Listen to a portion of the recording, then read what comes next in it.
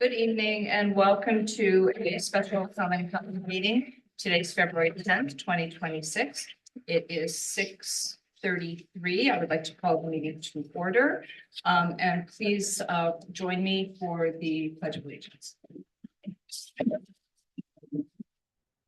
I pledge allegiance to the flag of the United States of America, and to the republic for which it stands, one nation, under God, indivisible, with liberty and justice for all. Well,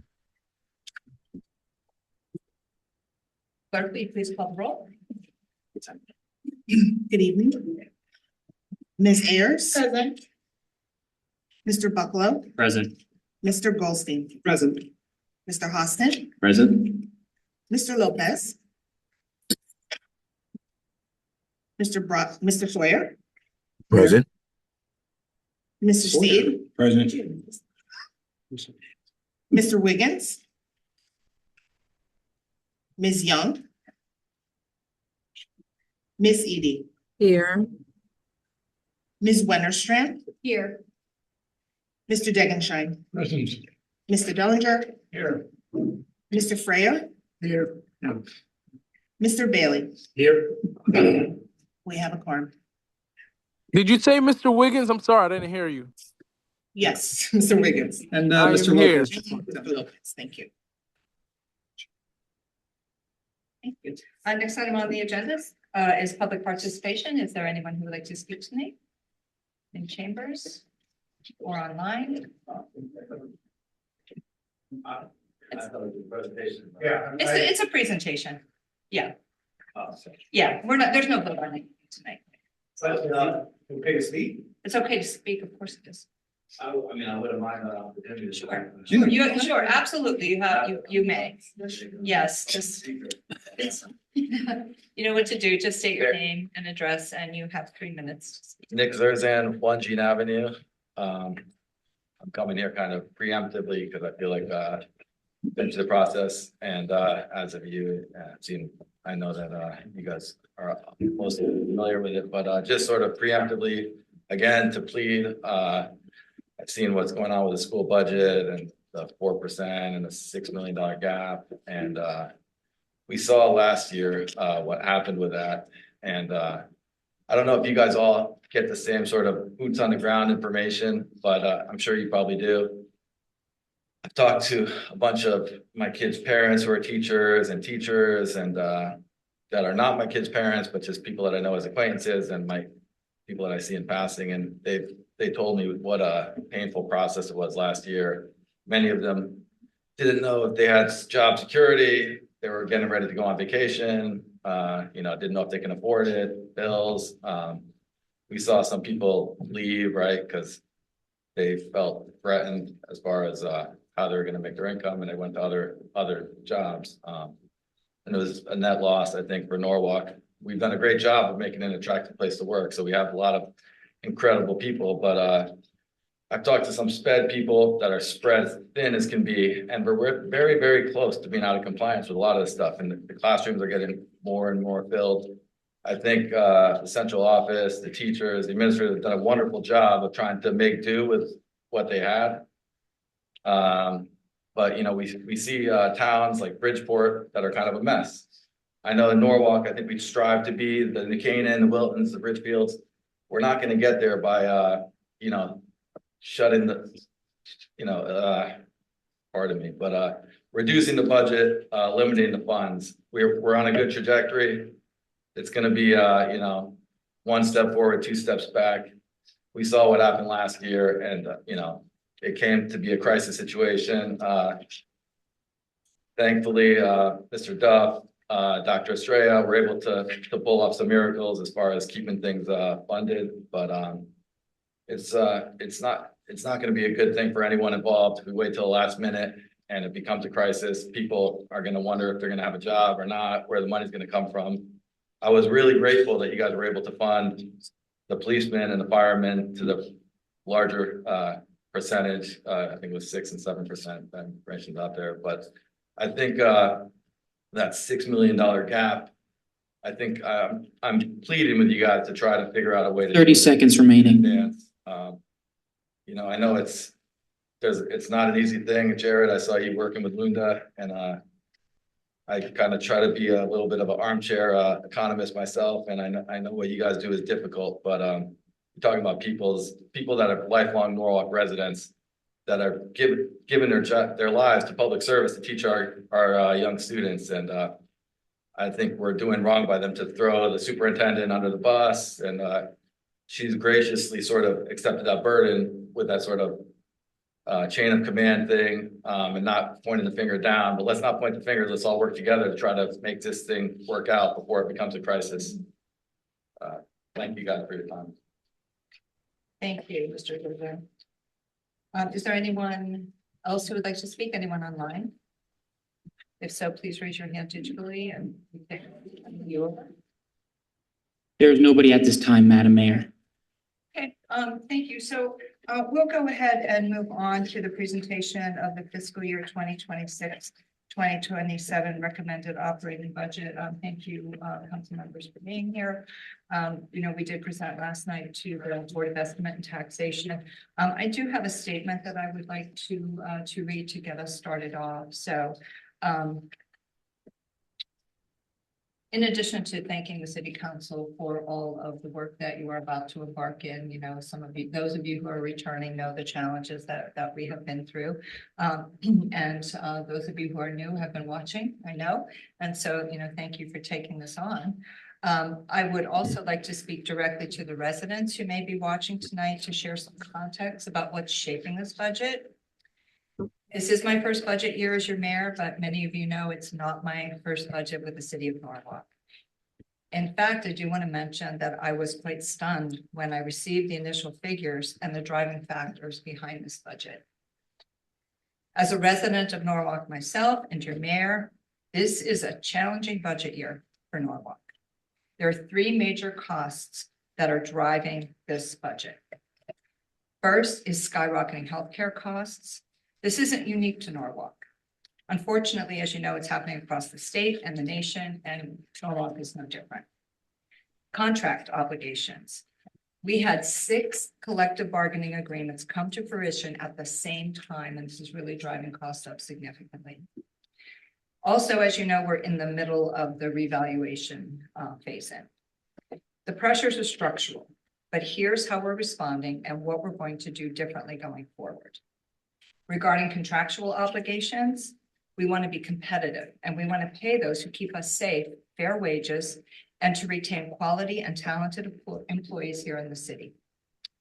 But moving forward, we have spread out the collective bargaining negotiations so they're not going to hit us all at once. So we can better plan financially for any increases. So the police and fire will be on a 5-year and the other unions will be on the 4-year. So it's not going to all come at once. Regarding healthcare, we're investing money in our internal service fund to help offset the tax burden for healthcare costs and insurance moving forward. It's really important that we do that because this fund became depleted, and that's part of the reason why we are in this situation. And then the revaluation, although the reval is a state mandate that must happen every 5 years, the timing of this one coming out of the post-COVID housing surge was really, really hard on Norwalk. It made an impact particularly difficult for everyone.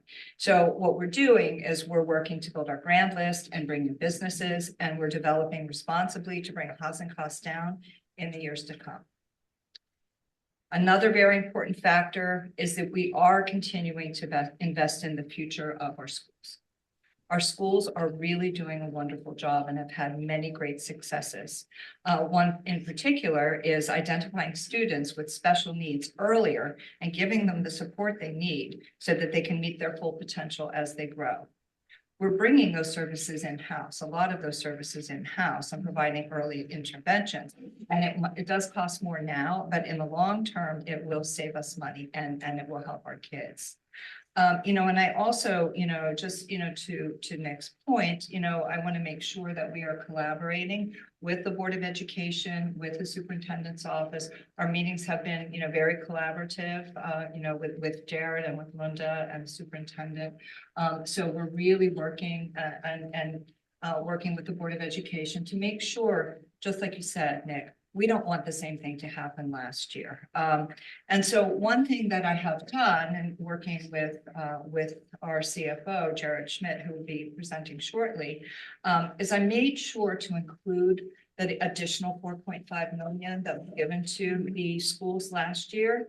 I made sure to include that in the base this year, because we know that was what was needed to meet some of those programs that were, you know, potentially on that chopping block. So that's really important to recognize, and that the 4% increase is on top of that. We also want to avoid short-term decisions that create bigger challenges down the road.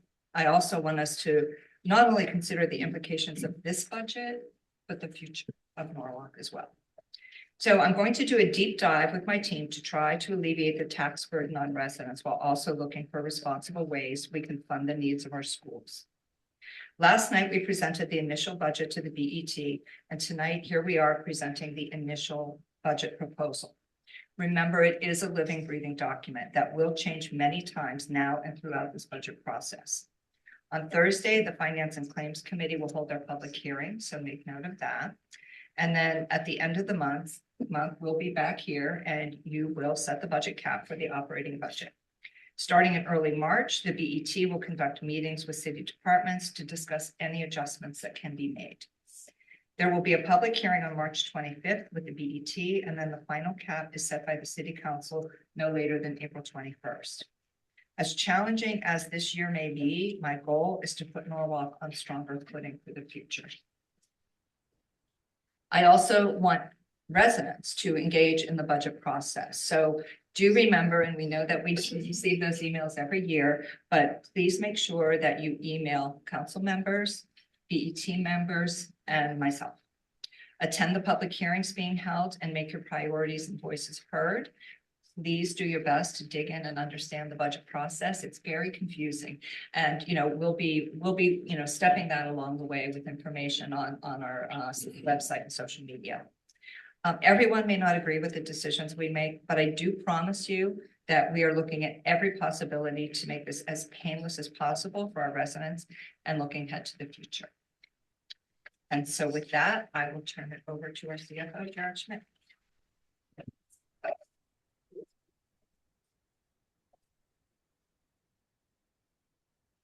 Hear me okay? Yes. Thank you, Mayor. And good evening, Mr. President, Council President, and members of the council. I first want to start out by saying, just to say thank you to my staff. Tom Ellis is here. He's obviously integral piece of the puzzle and putting this plan together. Kimberly Kinsella, his assistant, has also been tremendous and very strong in this process. And as always, Chitsime Lamb, our controller, is always involved.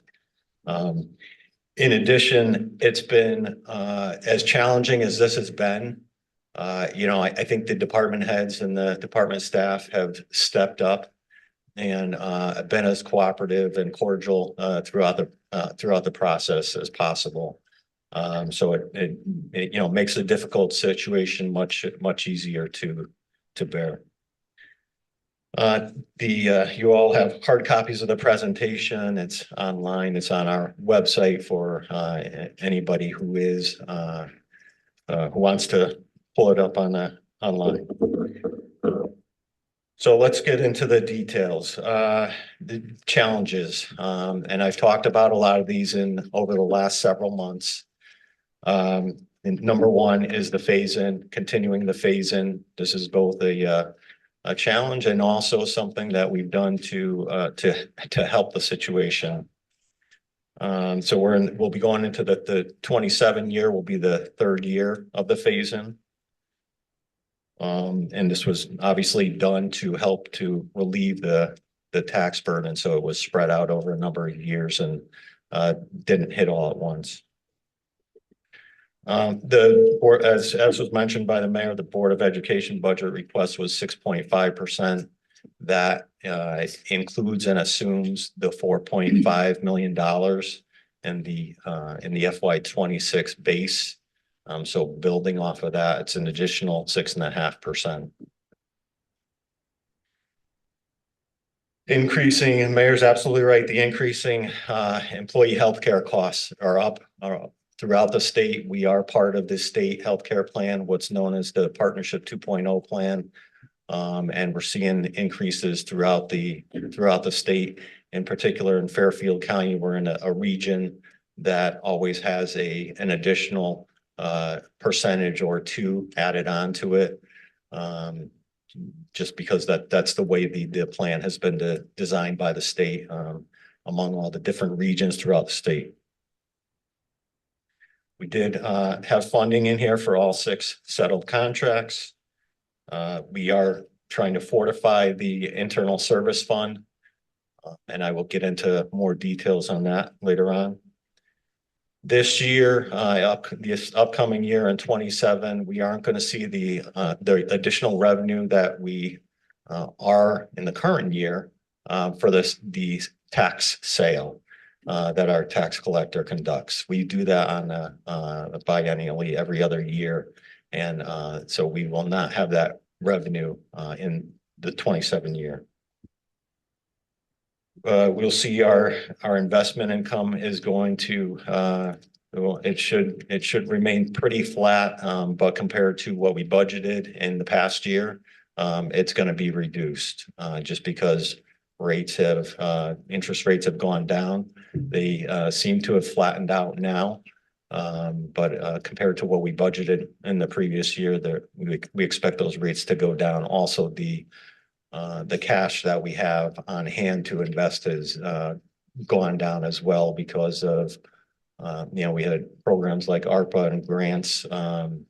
Grants have been diminished, and so we don't have those kinds of proceeds in our bank accounts anymore. And so it's both sides of the equation are affecting the investment income, both the amount that we have to invest as well as the rates.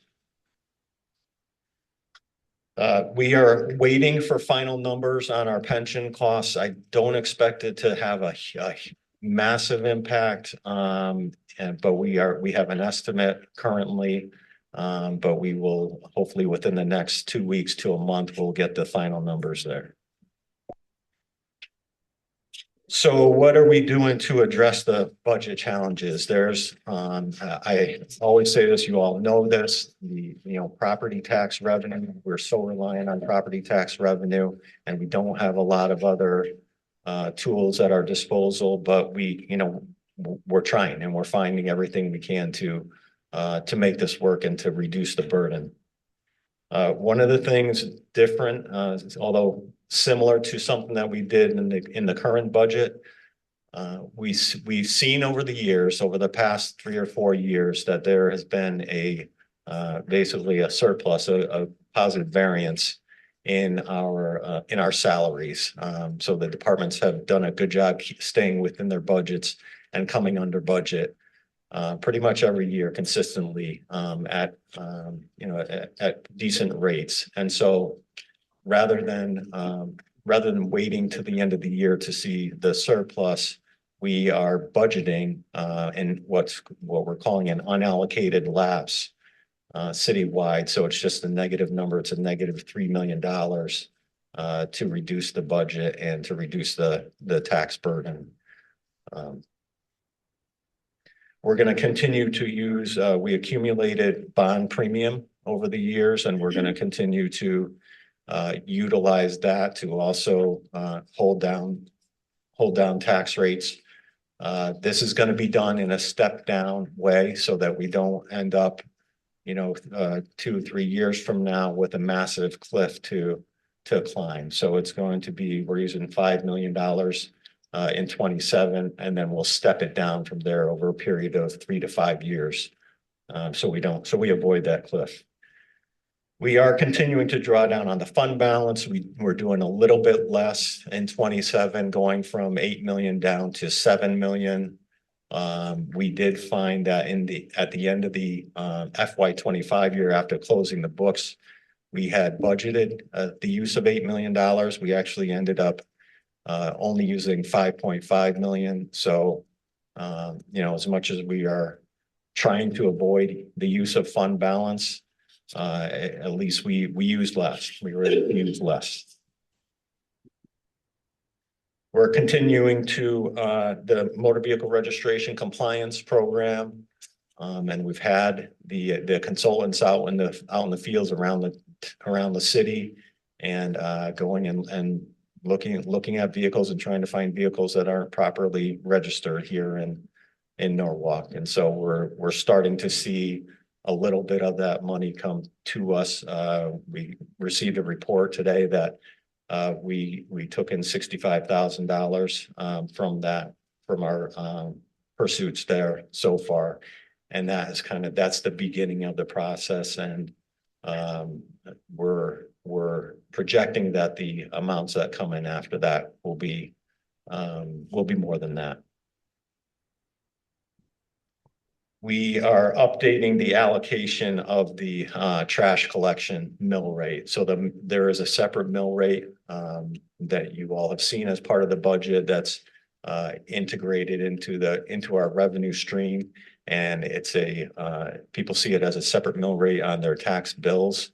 And so, this is really more of a fairness issue where we're allocating the full amount of the cost of trash collection to the people who are participating in trash collection. And so instead of socializing it to the entire city, it will be it will fall on the people who are getting trash collection. I mentioned we're in the third year of the reval. We are another new program, as you all know, because you approved it, the red light cameras.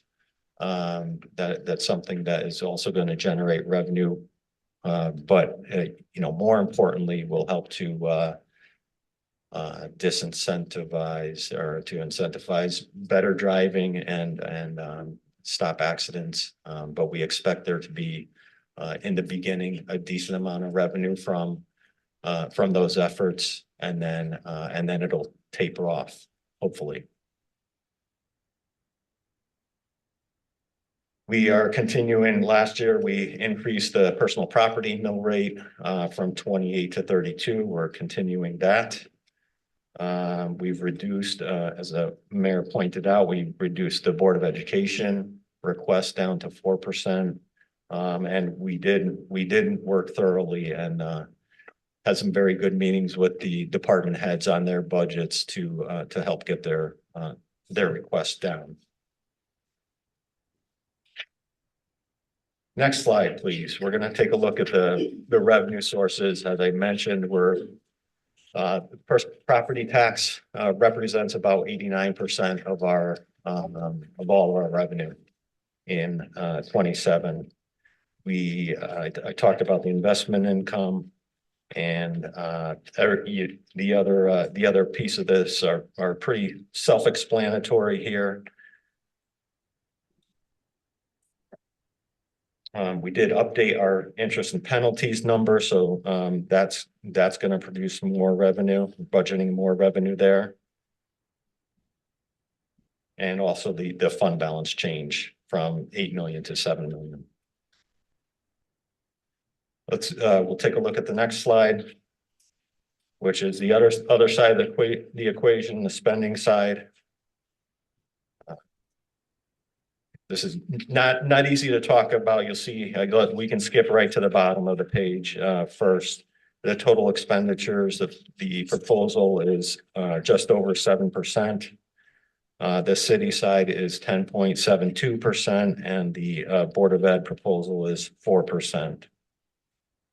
I'll point out some highlights. One being that we did include the 4.5 million in the base. That's an assumption in the base of the Board of Education budget for FY26. The salary lapse, again, the salary lapse is $3 million. We also, with regard to the police department, we budgeted for the first time, we're budgeting their security money, which, so this is the school security money. which we've typically done as a carry forward in the past. I think it's better if we bite the bullet and we need to start budgeting that money. And so that was, the total of that was about $680,000. And it's increased over time because of the contracts.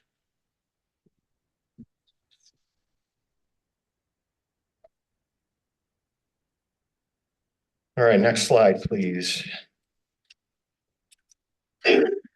So we looked at kind of over time, over the last year, how much things have increased. And so this is a different way of looking at spending and looking at it, kind of with each of the pieces of the pie related to each other. And this doesn't typically change a whole lot in terms of their proportions of the budget. And probably the more interesting slide is the next one. And what this does is to break out the cost of the Board of Education.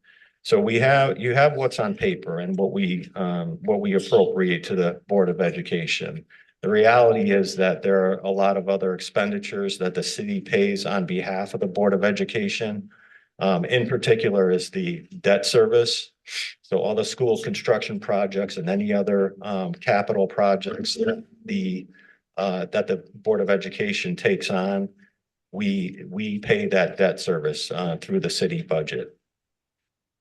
And then there are another number of other costs, including the allocation of salaries. For example, there is one of our legal staff spends a significant amount of time doing work for the Board of Education on different claims that come through the Board of Education. And so about 3/4 of his time is spent working on those cases. In addition, there are a couple of the buckets of the internal service fund that the city pays for as well. Just historically, that's the way it's been. There was one piece of that through a memorandum of understanding with the Board of Education that they are now starting to pick up a portion of it. And that's the LAP piece of it, the liability automobile and property piece of the internal service fund. So putting all that together, and you saw the proportions on the pages before. But when you look at all of this together and what the city actually pays for, and you can see the proportions there, that the city is about 38% of the budget and the Board of Education is about 62%.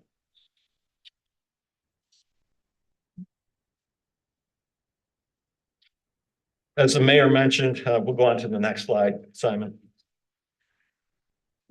As the mayor mentioned, we did have all the collective bargaining agreements hit, all 6 of them hit at once. And, the goal was for employee retention. So we did have the staggered dates, as the mayor mentioned. We did add a number of steps. There were several steps added to the pay scale. We also equalized the fire and police pension benefits. There's a little typo there. It should be between older and newer employees. And so what happened there was back in 2013 for those firefighters and police officers who came in prior to 2013, they received a certain benefit and in 2013 for the newer officers that pension benefit was reduced. And so this is kind of undoing that. It is undoing that so that all the firefighters, all the police officers are back on equal footing. And so we don't have that 2-tiered system. Definitely helps with recruitment and also with morale within the offices.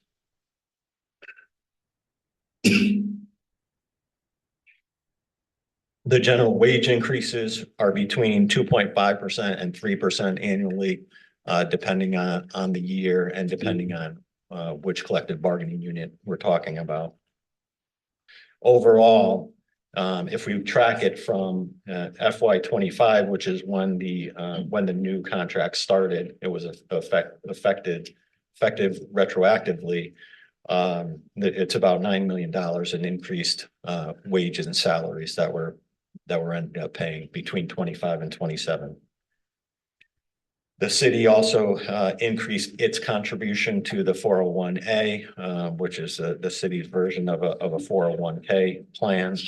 You know, since we don't have a pension plan, a defined benefit plan anymore, you know, we do hear anecdotally that impacts people's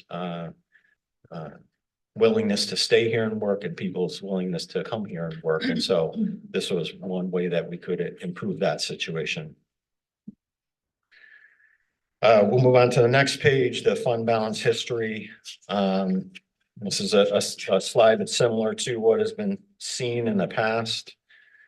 And this just shows the amount that we've budgeted over time and the amount that was actually used over time.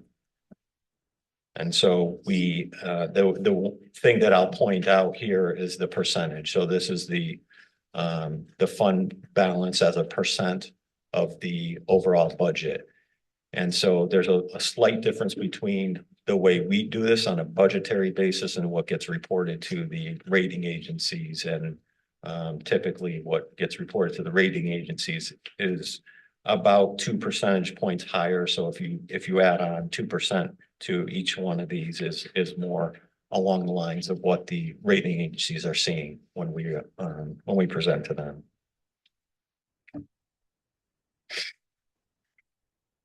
Okay, next page. So you know what's in the budget, we know how much it costs in general terms. And so what this next page is showing is what the impact is on taxpayers. And there are a couple different ways to look at it and a couple different ways that people think about, what is the tax increase? One of the ways is to look at the mill rate, what's happened to the mill rate. And when we look at that on a district by district basis, it's between 3.8 and 4.6% increase in the mill rate. When you roll that out and we look at take the median household and apply that mill rate to the median household, you get the second half of this chart at the bottom, something that you all have seen in the past. So you can see the projected increases for the median household. I caution everybody that every house is a different story. Every property is a different story. So, we're painting with a very broad brush here in doing this, but it does give a sense of what the increases are, and they're not insignificant. Next page, please. So we had a good year in the grand list. Number one, the first thing that made it really good was that we filed it on time, and that hasn't been done in a few years because of some flux in the assessor's office and staffing there. And so we've got a really good team in the assessor's office now, and we were able to get that filed on time. When we go through these numbers, I'll point out a couple of things, but one of the main things to point out is that kind of embedded in here is the phase-in. And so each year, the phase-in amounts to $750 million in real estate value. And so each year the phase-in, it's constant. So each year it's a $750 million increase. And so if you take that number, 750, and you compare that about halfway down the page in the bold there, the 1 billion 50 million number, the difference between those two, the 750 and the 1 billion 50, $300 million. And that's what we would consider to be natural growth in the grand list, which is not, that's strong. It's a 1.8% increase. and that's you know, it's obviously a positive thing and something that we're looking for in order to to help keep the mill rate down. There's always been, because of the reval and what that did to the balance between commercial and residential. We're continuing to hope and that the commercial values will bounce back. And if you take a look at the bottom of this, it's not dramatic, but we are seeing that the commercial is rising faster than residential. We had a 0.94% increase in commercial and a 0.69% increase in residential. So, you know, the more that can happen between now and the time of the next reval, the better off we're going to be, and the better off the homeowners are going to be when that happens. Next page is just really a reminder. I'll just tick off a couple of these bullets quickly, but this was the reval and the phase in. We saw the average home values go up by 45% during the 2023 reval, and it shifted the balance. As I mentioned, residential went from 66 up to 71.5%. Commercial dropped from 34% to 28.5%. And then obviously the phase-in was done to help alleviate that and the burden of that on homeowners. Next slide is for your reference, and there are a number of different meetings coming up, and so you can peruse this to see what's happening in the future. We've got the mayor pointed out the finance committee public hearing on the 12th. Common Council, you all will set the cap on the 24th.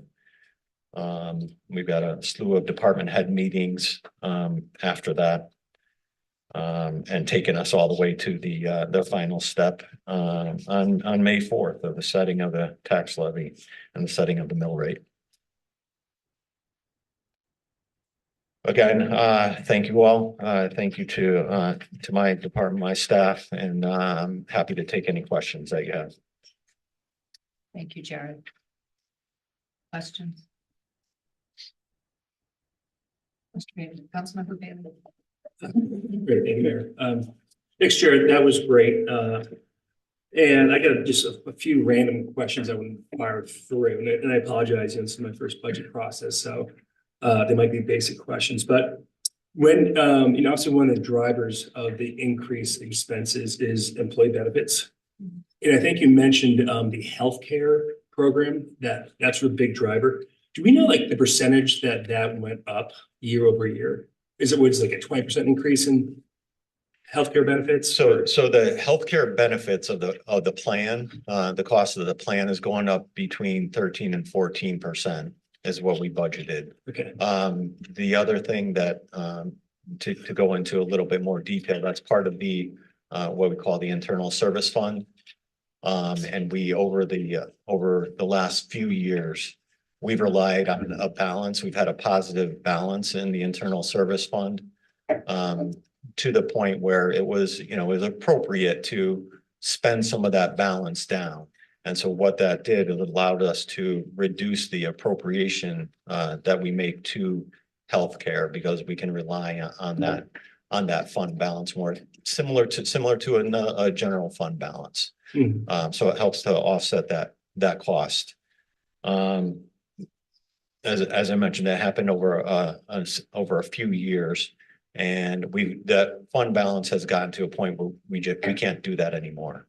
And so what we're left with is an FY26 number that's well below what we're going to need to put in FY27. And so that's causing a pretty dramatic increase, and the bulk of the increase that you see in the employee benefits section of the presentation. Got it.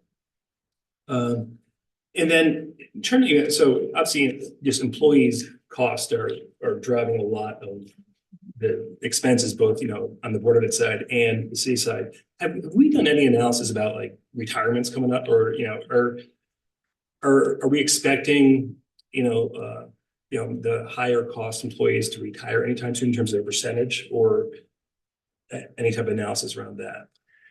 It's difficult to predict those things. I know that the Board of Education, I think has a better time or more data, and there are more people that it's a more substantial piece of their budget. And so I know that they do go through and they do projections of that and make modifications to their budget based on that.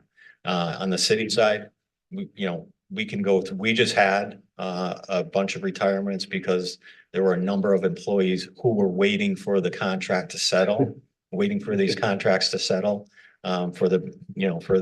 because that's gonna impact their retirement. And so they waited, and so we had a number of retirements. So, it's very possible that, we could have no one retire. Yeah, so it's a difficult thing for us to predict, and it's not consistent at all. Got it. And then you mentioned in the new union contracts, they're gonna be phasing in steps. So are those steps over the next 4 years, we can expect this to keep going up? Yes, the costs are gonna continue to go up, and we'll take a look at those and probably see year over year, the impact between 26 and 27. We'll probably see a similar type of impact between 27 and 28. That answer your question? Can you explain, please, sorry. Yeah. Can you explain, please, why those steps were added? I know why they were, Yeah, I I think mean, it's important to know. Yeah, Yeah, no, for it residents is. to And know. I think, as we talked about, yeah, and I think especially on the upper end, and some of the older employees, where it was put into for retention, certainly as part of it, to help retain the knowledge and the institutional knowledge of those employees. And, as we've talked about. Got it. Thank you. And then just the last one, you mentioned the increase of the 401A contribution of 1%. What's the process of, like, who makes that decision that we're going to do 1 or 5%? That was negotiated, just like any. So that was in the contract. Yeah, so it went from 5 to 6%, is what it was. So it was at 5 and it went up to 6. So Because it's that's just like any other component, whether it's salaries or, overtime, pieces of it. That was another component of it. Yeah. Okay. Thank you very much. You're welcome.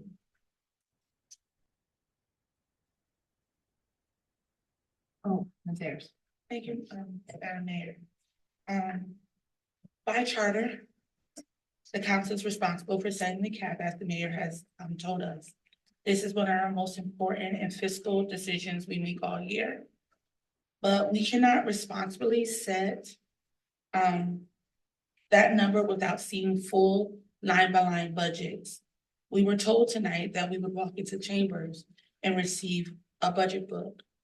Mr. Smith, I am not taking away from the work of you or your staff with this presentation, but it is not the budget book. A budget is not just a total figure. It reflects priorities, trade-offs, and real impacts on service, staff, and taxpayers. Without details, we cannot evaluate what increasing, what decreasing, or whether spending aligns with what the needs of our residents are. I want the book. And without that information, we cannot fully do our job. The council role is oversight. The charter is clear. Many of us work to clear up the charter. It is accountability. It is checks and balances. When we are asked to make decisions without complete information, those checks and balances are weakened and our transparency suffers. Setting a cap without clarity risks getting it wrong. And this year, we cannot afford to get it wrong. It risks us overburdening taxpayers or underfunding critical services. Neither outcome serves Norwalk, our mayor, us as elected officials, or the work that we choose to do at this table. This is not about politics for me. It's about process and fiduciary responsibility. If we are expected to make informed decisions, we must be given informed access. I want the book. Our residents deserve decisions based on fact, not estimates, or people thinking that we need it in a certain way. Again, Mr. Smith, I thank you for your presentation, but it's lacking the line-by-line access that myself and my colleagues deserve. Can you please tell me when we're getting the book? Sure. Number one, let me just, I'll apologize up front for not having the full book, and I talked to Mr. Goldstein before this, and so we do not have a hard copy of the book. What's online and was posted last night is a full line by line, all the line item detail of the budget, including position counts. That is all available online. So the only thing that's missing from that is the department narratives. So that would include some of the highlights of the departments, but all of the numbers are available online. We will get printouts of the book to you as soon as we possibly can. We can have them ready tomorrow. Again, that's going to be, it'll be the line by line detail as well as the positions. As far as the full budget book, including the narratives, that will be ready as soon as possible, but probably by the end of the month. You have all the numbers, the things that you talked about, all the numbers, the line item details, the position counts, the guts of the budget are available online, and we will get you the hard copy of those as soon as we can. Mr. Smith, this is not a rebuttal of what you have said, but in addition to what my original comment was.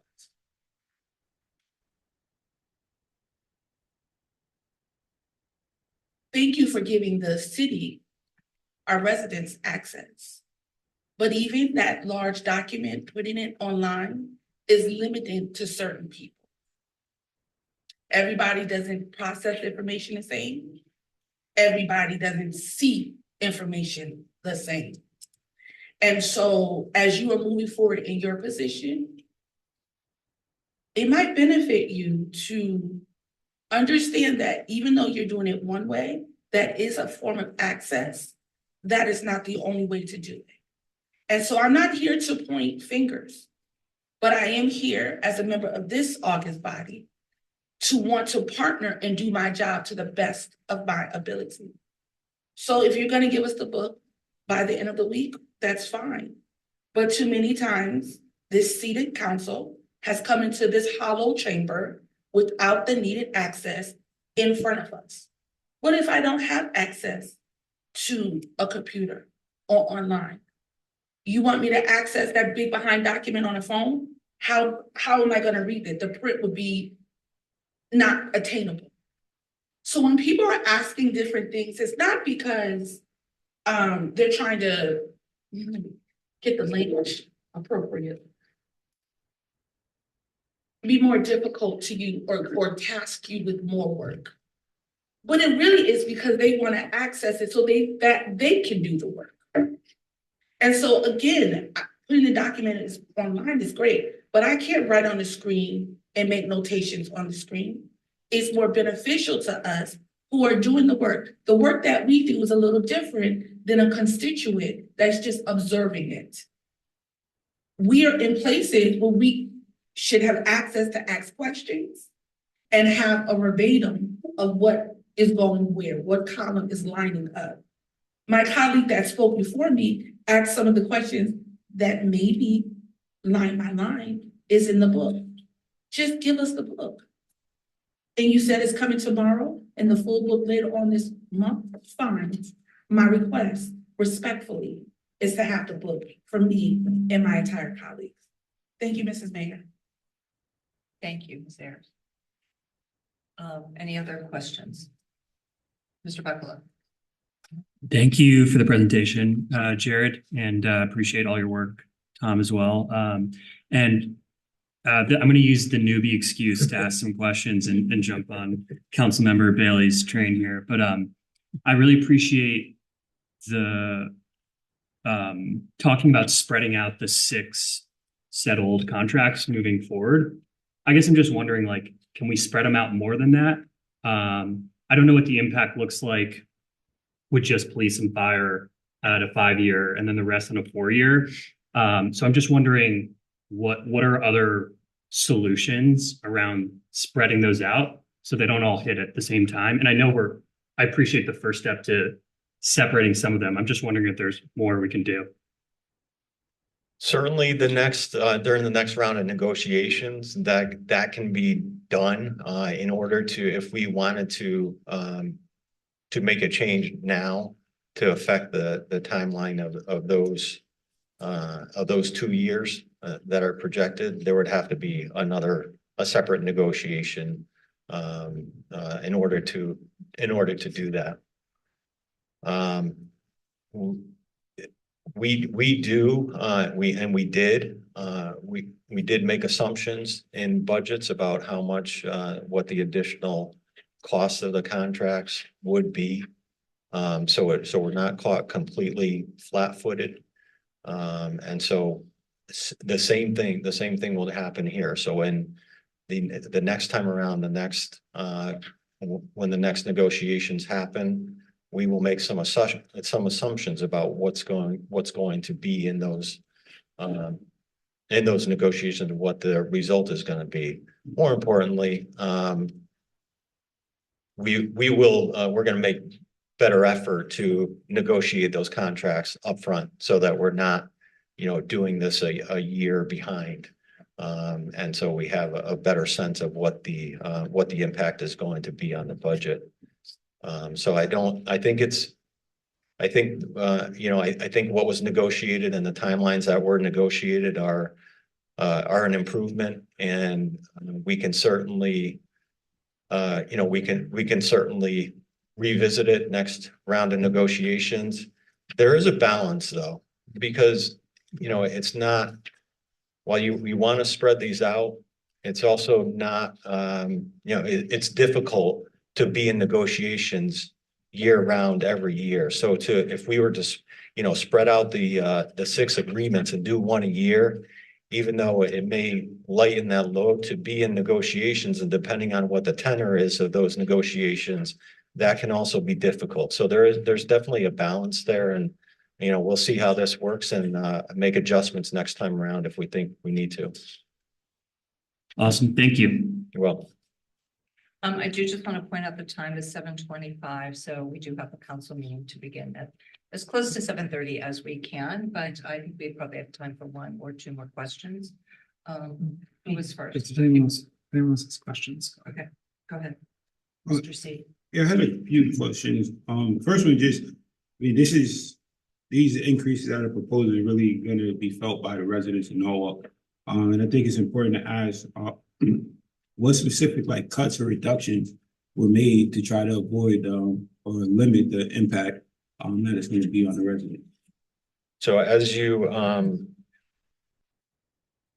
one of the things is that I pointed out was the salary lapse that we're doing and that we're budgeting. And then beyond that, when we've looked at the budget a number of times, and as I go through it, and you look at everything except the salaries in the budget, which we have to do, and you take a look at those line items, the increases are very rare, and in some cases you'll see decreases in there. When you get to look at the line by line, you'll be able to see exactly what they are. I think that would probably be a better way to do it. There are not really large buckets when you get outside of salaries, you get outside of benefits, debt service, and those fixed costs. There aren't these massive buckets of money within each of the departments, and so the adjustments that we make to the budget, the department budgets outside of salaries, are typically not large numbers, just because there aren't large numbers to begin with there. And so our ability to find reductions that are significant outside of salaries and benefits is not, it's not easy to do. Thank you. And you had mentioned one, like on page 5, see like debt services is the second highest item. Is that sustainable? And if not, how can we address that? So that's you and I have talked about the debt diet, right? And I think that's something that we have paid close attention to this year and in the capital budget. When you take a look at the requests that were made by the departments and what the final recommendations were that I made, there's a very significant decrease. And happy to say that the amount that we have budgeted for authorizations is less than the gross amount of debt service that we're slated to pay in 27. So that's a good sign and a good trend to help bring down the debt service overall. But we always got to keep in mind that these expenses, debt service expenses, are playing out over a period of 20 or 30 years, typically, depending on the what is being borrowed for. And so in a single year, it's difficult to have an impact on that debt service number. And so there has to be a commitment long term to keep that down, to keep those authorizations down. Thank you. And the last question I had is just, I see the decrease in dipping into the fund balance. But what are we doing to prepare for the time when we can't? Because the fund balance is shrinking. And I know last year we got the learning. So what are we doing to prepare where we won't be able to dip in for the extra 6 or 7 million? I'll be honest, it's difficult. We have that fund balance money. We're using some of this debt service premium. We are increasing taxes significantly. And so it's something that we're one of the things that we're going to do, which we started working on last year, was doing, and this kind of goes back to your previous question too, which was, doing some long-term planning. And that's where that would come in, to figure out how we deal with that fund balance over the long haul in the long term. And so, we started with did a framework last summer for a 5-year projection of the budget. And this summer we're gonna go into it and completely and in a lot of detail, and do some modeling of our revenues and our spending, and be able to to look long term at those trends, in particular in fund balance, and to be able to see those problems before they happen. Thank you for all that. I think it's important. I thank you for all the work that you and the mayor have been doing, and finding ways to reduce it. Because like, people are going to have to balance their budgets, and they are going to have to make cuts. And if we don't do our due diligence, I think it's disingenuous of us. And we just have to make sure that we get it done. Thank you. Thank you. Thank you, Mr. Seed. And we're going to have to end because we're past 7:30 now. We do have to move on to the council meeting. But if you do have additional questions, certainly you can reach out by email. At the Public hearing on Thursday. That's what I was going to say, the public hearing on Thursday, but council members, even if you're not on the finance committee, obviously you can come and ask questions and take part in that. And just to wrap up, I said at the very beginning, I was rather stunned to see what we're dealing with this year. When we first started our discussions, I think we're all really recognizing how painful this is going to be for our residents, and, finding the right way to address it. And also, looking at, because it's going to be so painful, what services might we be able to find for residents who are going to really struggle with this? We'll just, keep working together as a community to do the best we can. I will call for a motion to adjourn, please. Right, all in favor? Okay, we are adjourned and I don't think we have time for bathroom break. Thank you. We do.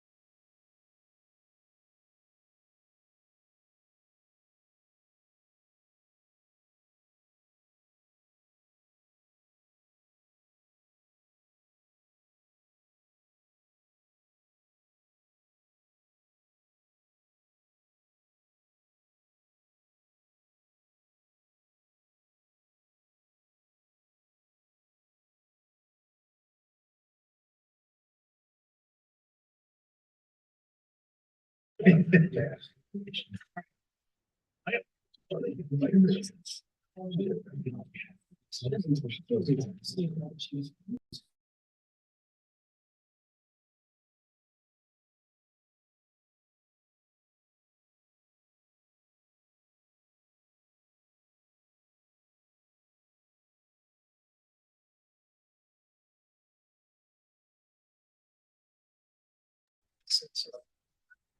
the thumbs up, Mayor.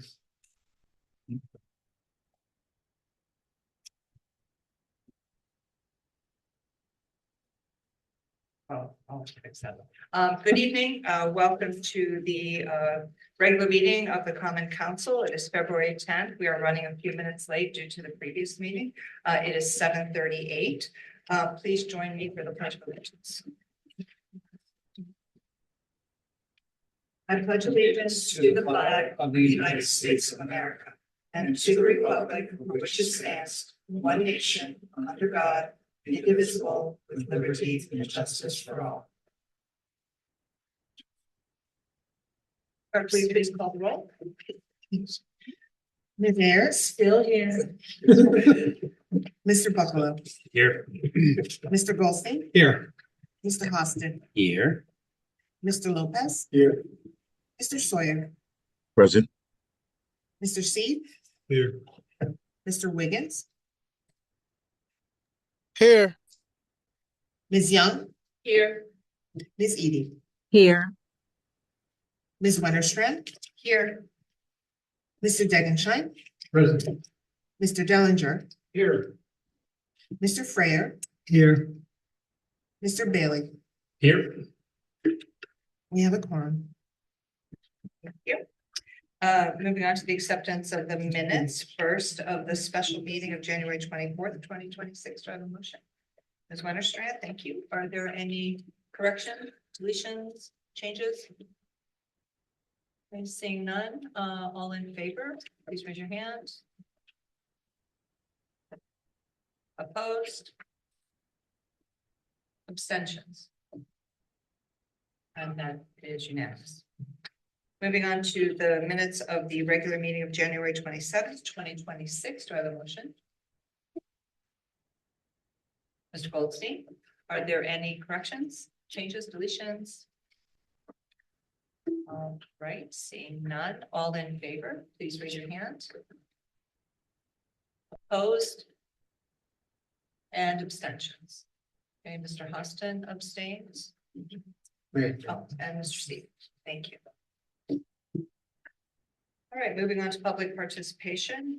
Is there anyone who would like to speak? Anyone here in the chamber?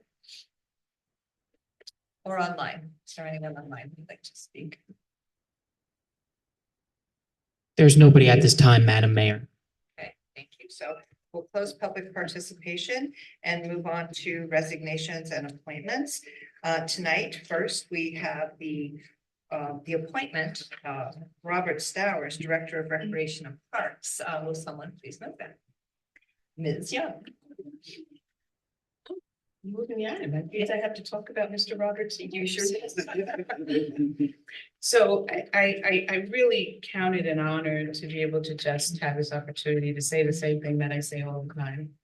But just say it publicly again in front of, in this setting, about Mr. Robert Stowers, who is the Director of Recreation and Parks and has been with us, I always get this wrong, but about 6 years now? About 4? See, I'm trying to get him to 6, right?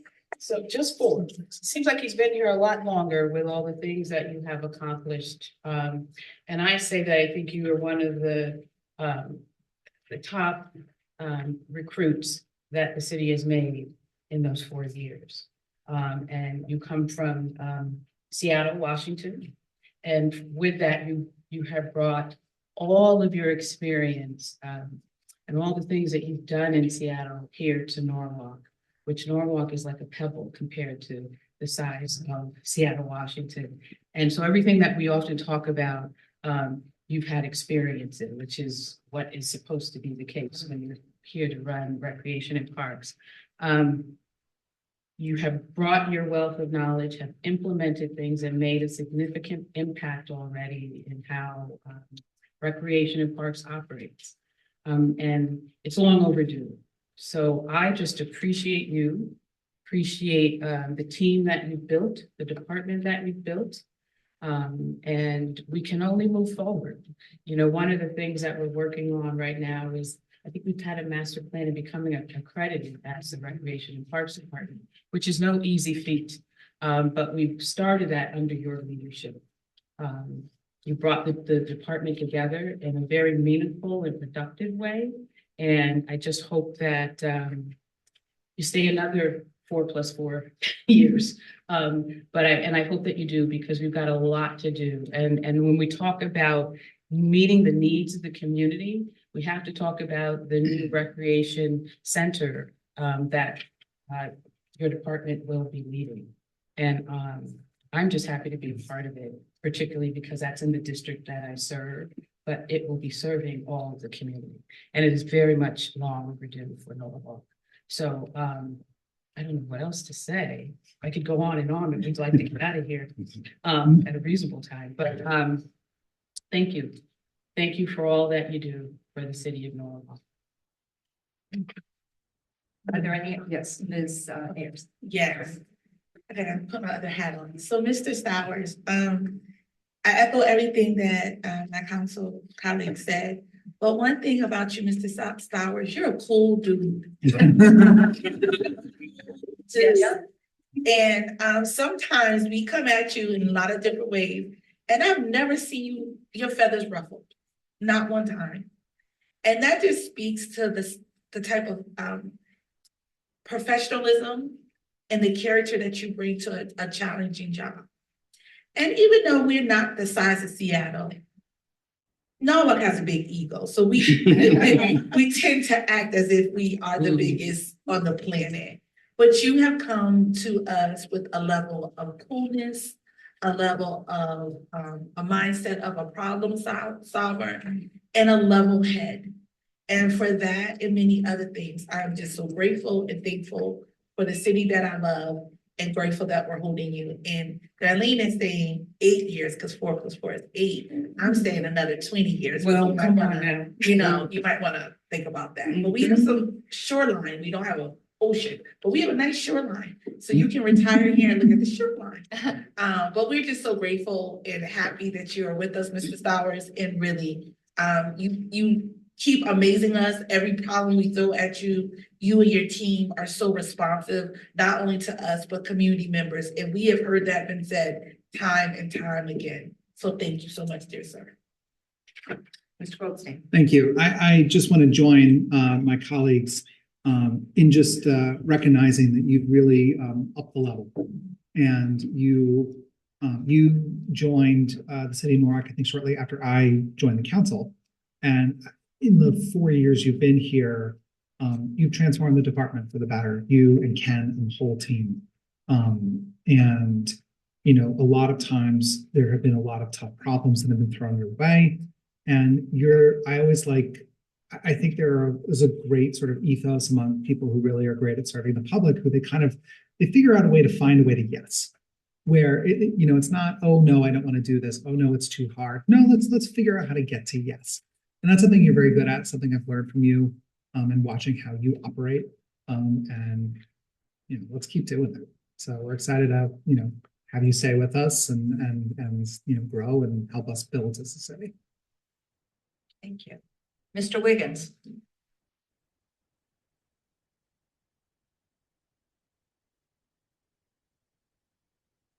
Are you there? Did we lose you? Mr. Wiggins? Oh, I was muted. I'm so sorry. I was speaking. Thank you, Ms. Mayor. So just like everyone else said, Rob, I would just call it, you're the GOAT.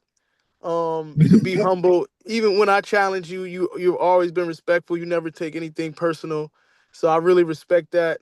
As we celebrate Black History Month, you should be celebrated because you do a heck of a job. And I'm still gonna challenge you like I challenge everyone else, but you are the GOAT. So hopefully we could see some more of you in the future, in the near future. Thank you, Mr. Wiggins. Yes. Who's that? Sorry, Ms. Winterstein. Okay. I just want to say, Robert Storrs joined the Oak Hills Park Authority a few years ago, so I had the pleasure of working with him for the last several years. And the authority has been tremendously helpful. The link to the authority has been embellished with his presence. He just helped us select a new tennis vendor for Oak Hills Park. And I love the way you send out the communication with the activities and recs, Parks and Recs. It's great to see all the activities. I really appreciate it. So congratulations. Thank you, Mr. Dellinger. And I'll jump in. I just want to echo what my colleagues are saying and also just center a little bit on how important Recs and Park is to the quality of life and to the well-being of our community and the well-being and access that everyone has to all our wonderful amenities that you shepherd and that you provide stewardship for and professionalism. And I very much appreciate you. anyone else? Mr. Frey. Yes, Mr. Starr, I really want to apologize to you once again. When I was on the BET, I think you had just come to the city and you were here maybe 5 or 10 minutes and they threw you into a budget review and I gave you a hard time. And I said, gee, this guy is not going to make it. He doesn't know what this budget is. It had been handed to you as you walked in the door. But over the last 4 years that I've known you, I've grown to be one of your champions. I think that the job that you are doing is just phenomenal. And I also have looked at some of the budgets that you put in and they're just spectacular.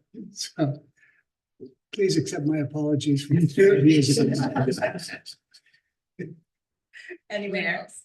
Yes, Mr. C. Yeah, I'll echo everybody else with the praise, but I think it is important to highlight the communities that know the work you've done and has benefited from that. The large pickleball community, they have a relationship with you and you've been able to do work on their behalf, but also the Norwalk Junior Football League, the Youth Baseball League, and even people with boxing.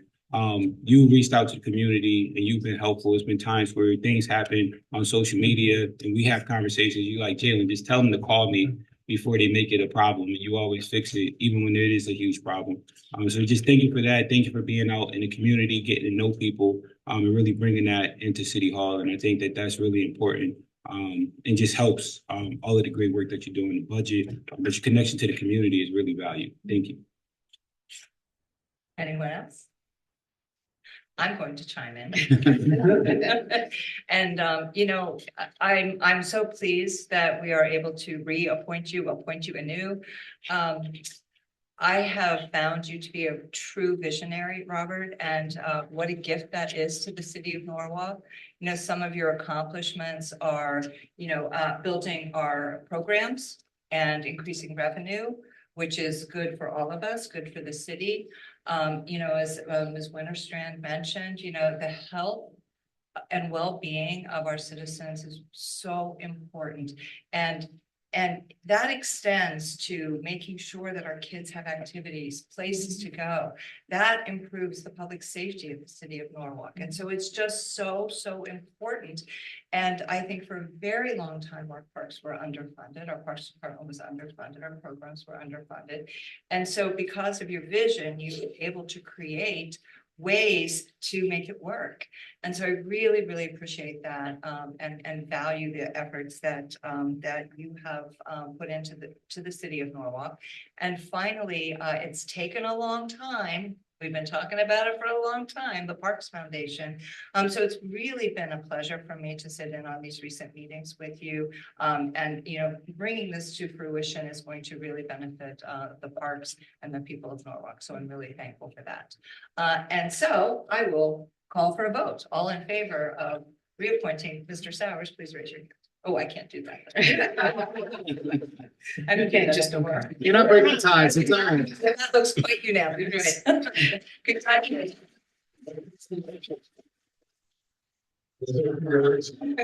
Is this a budget? I wasn't here.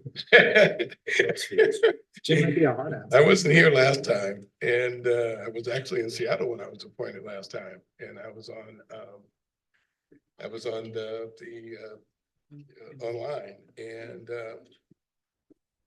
I know when I was talking, I went a long time. I remember that. I went so long that Harry cut me off.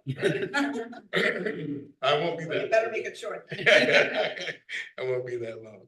But I want to thank you, Mayor Smith. You've always been someone I could talk to, and you would hear me. And I really appreciate that. And the council here has always been had their ears open to listen and to try and understand even some of the things I was saying that maybe didn't make sense at first.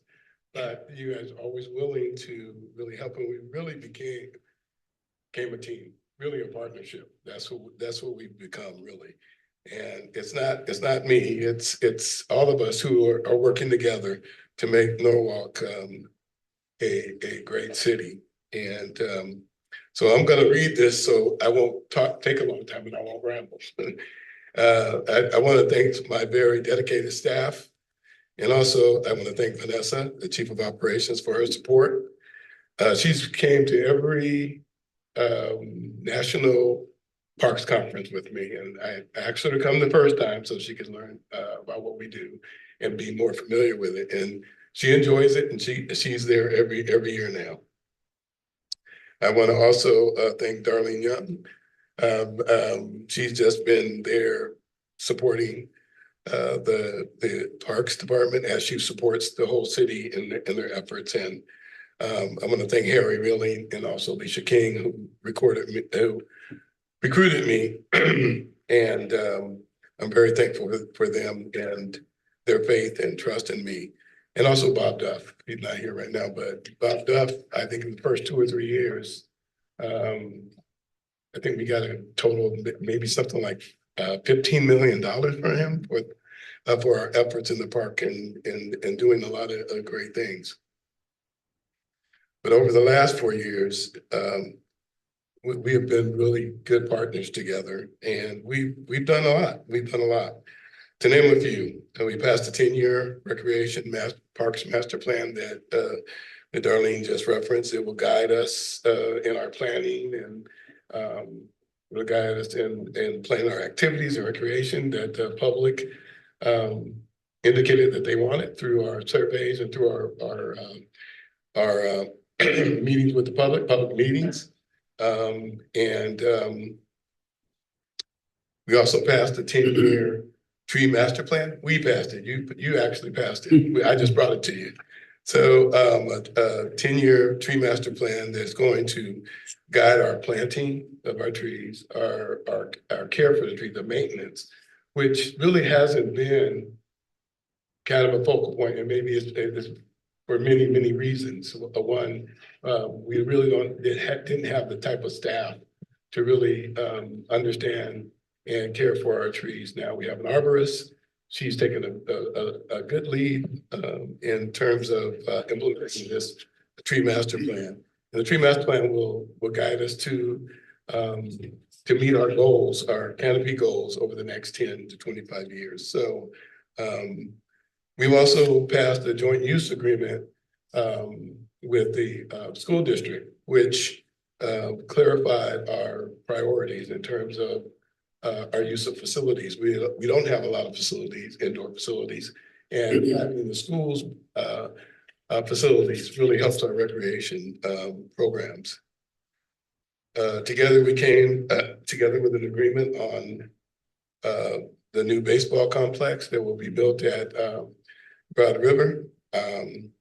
Complicated issues, but we all came to an agreement, and so that we're in the last throes of putting the renovations together, and hopefully we can get that started in the fall and have a baseball complex by next spring. We've replaced about half of our playgrounds in our our school parks and our city parks in the last 4 years. And we've done that through capital budgets and grants. Currently, we're working on completing the east end of the vet marina, increasing the number of slips to open this spring. That will increase our revenue. We also brought Gallagher Mansion back online. We've been missing those revenues, probably over $100,000 a year for the last 3 years. We're bringing that back. This summer, we will start actually having weddings in there, and that will increase our revenues. Together, we increased recreation and park staff for programs, maintenance, and mostly through budget neutral shifts in spending. This is what Jim was talking about. I came with this new term called budget neutral, and he said, wait a minute, budget neutral, how do you have a budget neutral and shift things around? But really, it's an efficiency method that that we used in Seattle, actually. If you wanted increases, then you had to do it through a budget neutral shift. That means sunsetting programs, sunsetting expenses you weren't using before, shifting that over to your priorities. And that's what we've done to increase our staff at parks. We've also got credit to the council and finance as well. We have increased in a minor way some of the funds for our staff. A few months ago, we passed the establishment of a non-lapsing recreation and sports activity fund. It will give us an opportunity to increase our revenues with the goal of covering the cost of our recreation programs and increasing programs and hopefully giving back some of the revenue to the general fund. Park Foundation, as Mayor Smith just talked about, was something that I envisioned when I first came here. And it's one of the ways that parks across the country fund their capital improvements in the parks. Because as many of you know, parks, even though they're very important to our lifestyle and our health and safety, there's other things more as important or more important, and that is police, fire, infrastructure. So we always, the industry has created different ways, innovative ways to increase revenue, and park foundations are one. Over the next 4 years, we're going to do much more together to make the park system the best in Connecticut, and for its size, the best in the country. You know, when I was at the aquarium, one of the things we discovered is the city could not run an aquarium very well. And the aquarium was a division of the Parks Department at that time. And so we got a grant from the Department of Education to go around the country and look at all the aquariums. And our aquarium was not on the level of the New England Aquarium or Monterey Bay, but it was smaller, but it was of quality size. And we determined that we were not maybe the biggest and the best aquarium in terms of, you know, exhibits and that kind of thing, but we were going to be the best aquarium in terms of customer service. And I look at the city, Norwalk, in the parks, we may not be the biggest city, we may not have the best budget, and we may not have the resources, but we can still be the best small city parks department in the country. The recreation center, the recreation center that we're building, I would compare to any of our community centers in Seattle. And I think it's even better in most of our community centers in Seattle. So that's, you know, you can make a quality recreation being innovative. And innovation is really what it's about. Entrepreneurship and innovation. That's what it's about.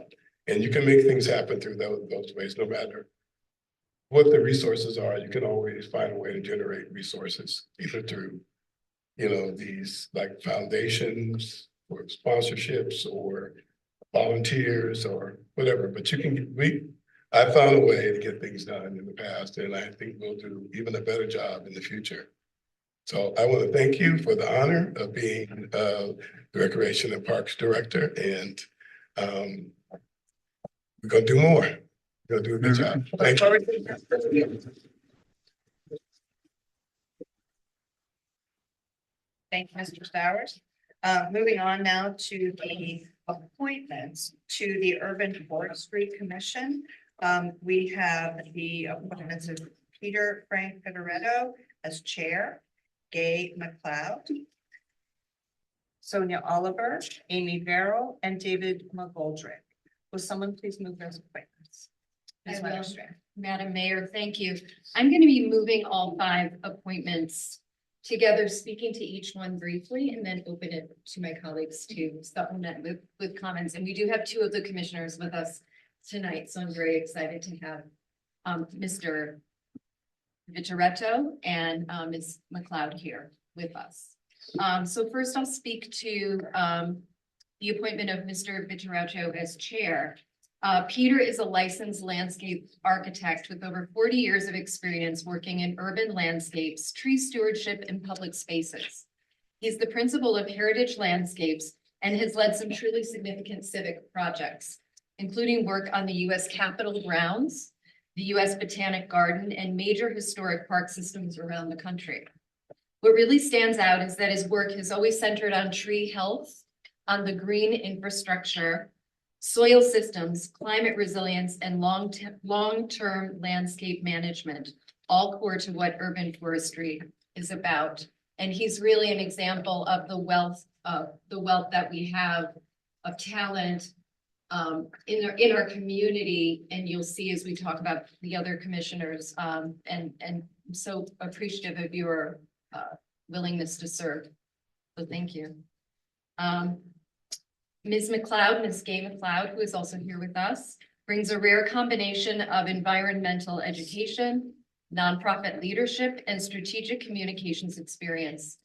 She holds a BS in biology and environmental studies from Clark University and has spent decades building partnerships, advocating for mission-driven organizations, and translating complex information for diverse audiences.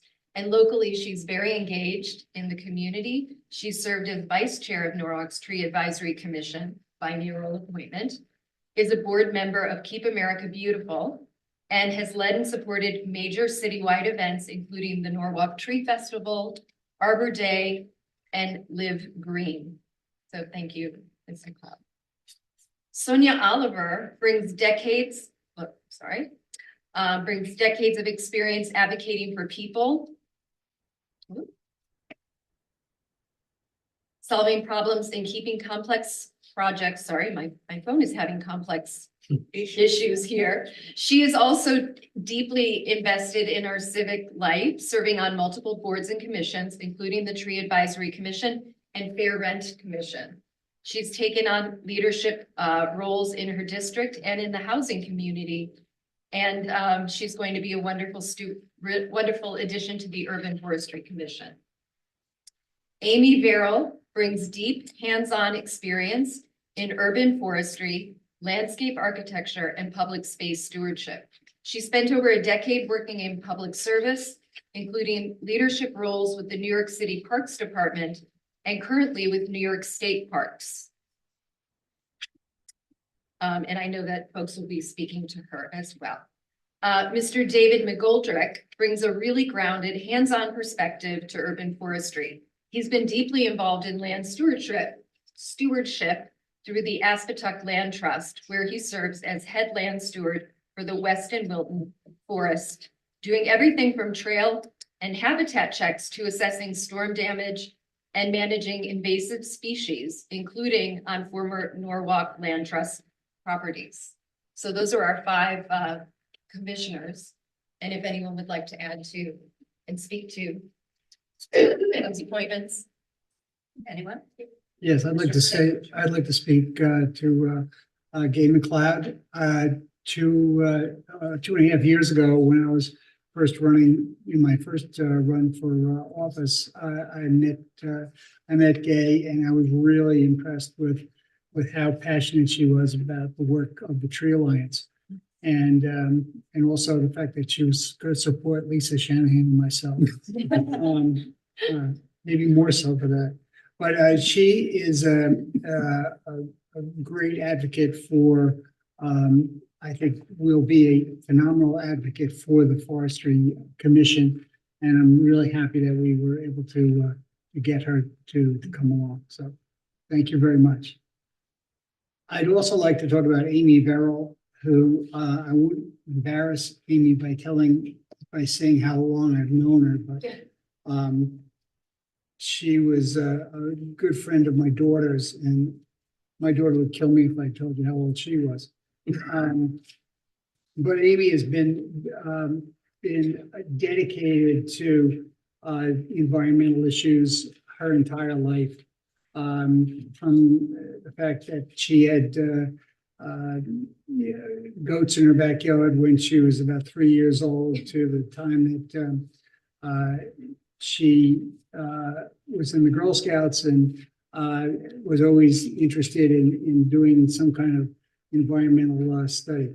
But her background is just extraordinary when we take a look at it, in working for the New York Parks Department and now for the State Parks and Recreation.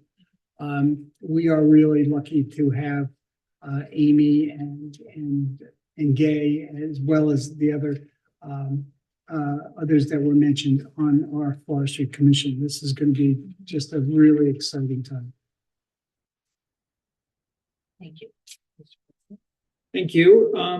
I, first of all, just want to thank all of those who've been nominated for, putting themselves up to serve, and frankly, for some, it feels like we serve because this is a new commission. But many of you are coming over from the previous iteration of this commission.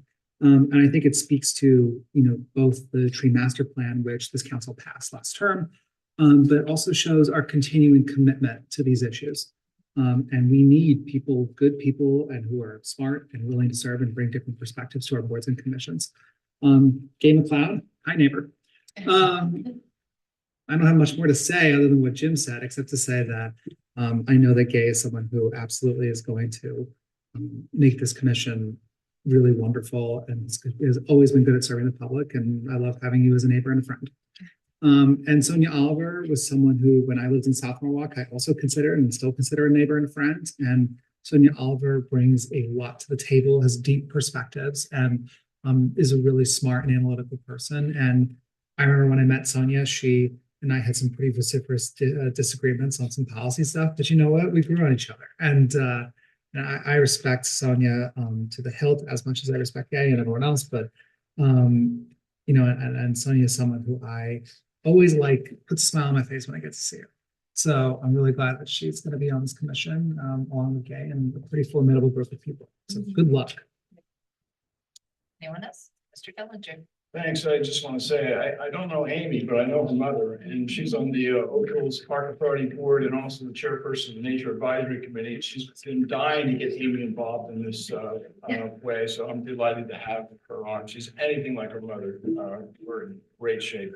And I also play tennis with David McGoldrick, and last spring, David volunteered to cut the vines near the tennis course as a way to make the trees so much more healthy. So he really knows how to operate a chainsaw. I've seen that personally. And he'll be a great addition to the commission. Thanks. Anyone else? Okay, seeing none, let us take a vote on the members of the Urban Forestry Commission. All in favor, please raise your hand. Opposed? Abstentions? All of you pass, and thank you so much for your willingness to serve.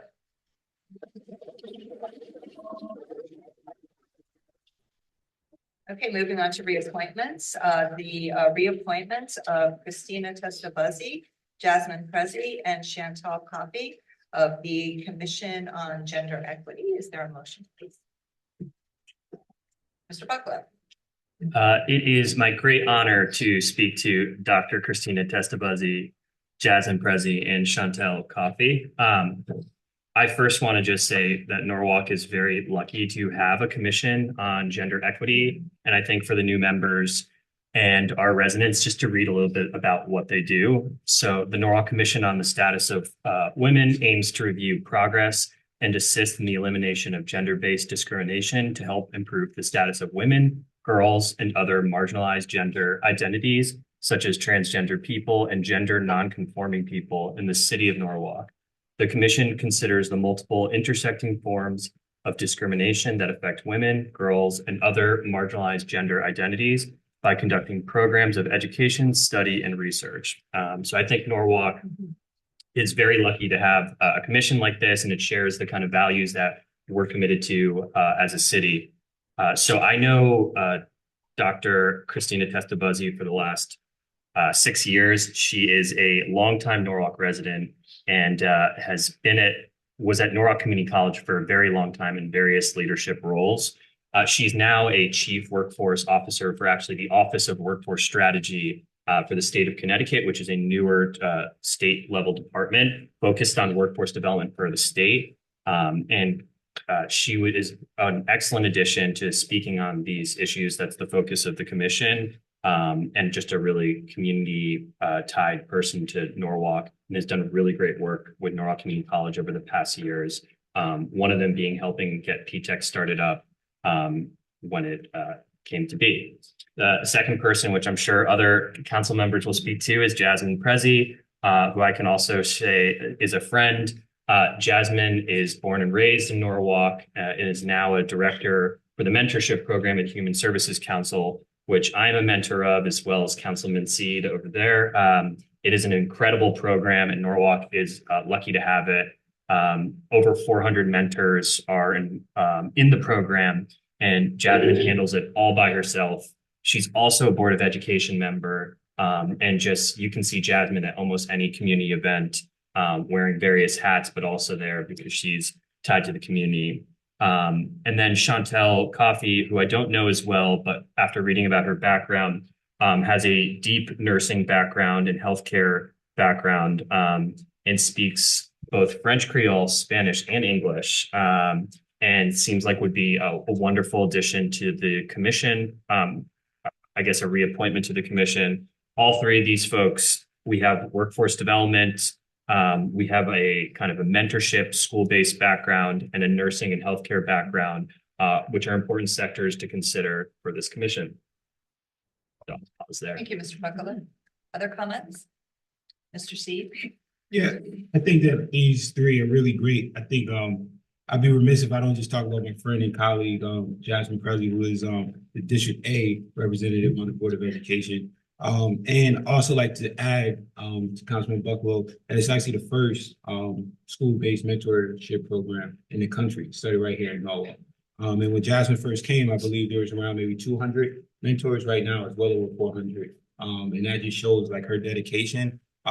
Also, my friend kind of been, hey, like get involved. And sometimes as a annoying nag, I guess. So I'm really happy that she's just been so involved. She's thriving. She's a leader in the community. Somebody who grew up here and just continues to give back. I think she's really important to see people like that just involved. And I think this is a great group of people. But like I said, I'd be remiss if I didn't talk about my friend. Thank you, Mr. Seed. Any other comments?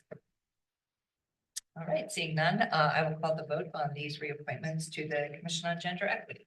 All in favor, please raise your hand. Anyone opposed? Abstentions? And those reappointments carry unanimously. And again, thank you all for your willingness to serve.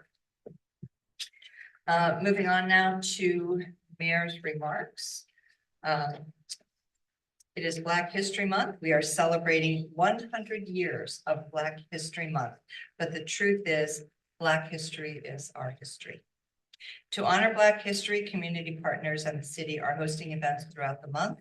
This past weekend, there was a great event at the library, and there are many more to come. You can visit norwalkct.gov for a full calendar of events. This month is also Heart Health Month. Heart disease continues to be the leading cause of death in the United States, yet many people remain unaware of their personal risk of existing heart health conditions. The American Heart Association estimates that 46.7% of US adults have high blood pressure, hypertension, with nearly 38% unaware of their hypertension status.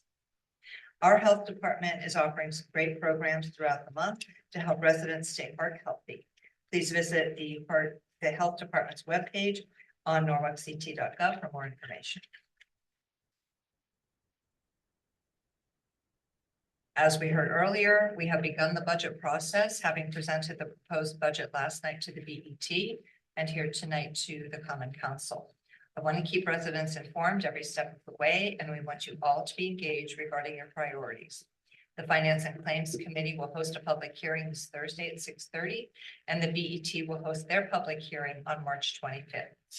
This is a very challenging year, but I want to assure residents we are doing everything we can to make responsible investments in the future of Norwalk. And a reminder, the Mayor's Ball is coming up on March 6th, and tickets are available now at norwalkct.gov. The two beneficiaries this year are amazing organizations doing great work in Norwalk, the Triangle Community Center and Mid-Fairfield Community Care Center. And moving on to something we have been waiting for quite a long time, which is an update on the efficiency study. As many of you know, under Mayor Rilling, the city conducted an efficiency study quite a number of years ago. I believe it was about 4 years ago. Tonight, we have Chief of Staff Lamont Daniels to present the progress made with regard to the recommendations thus far.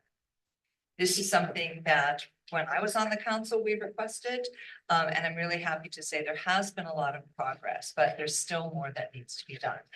My staff and I will be doing a deeper dive into this study to determine what further improvements we can make and where we may need to invest more time and money to come out ahead in the future.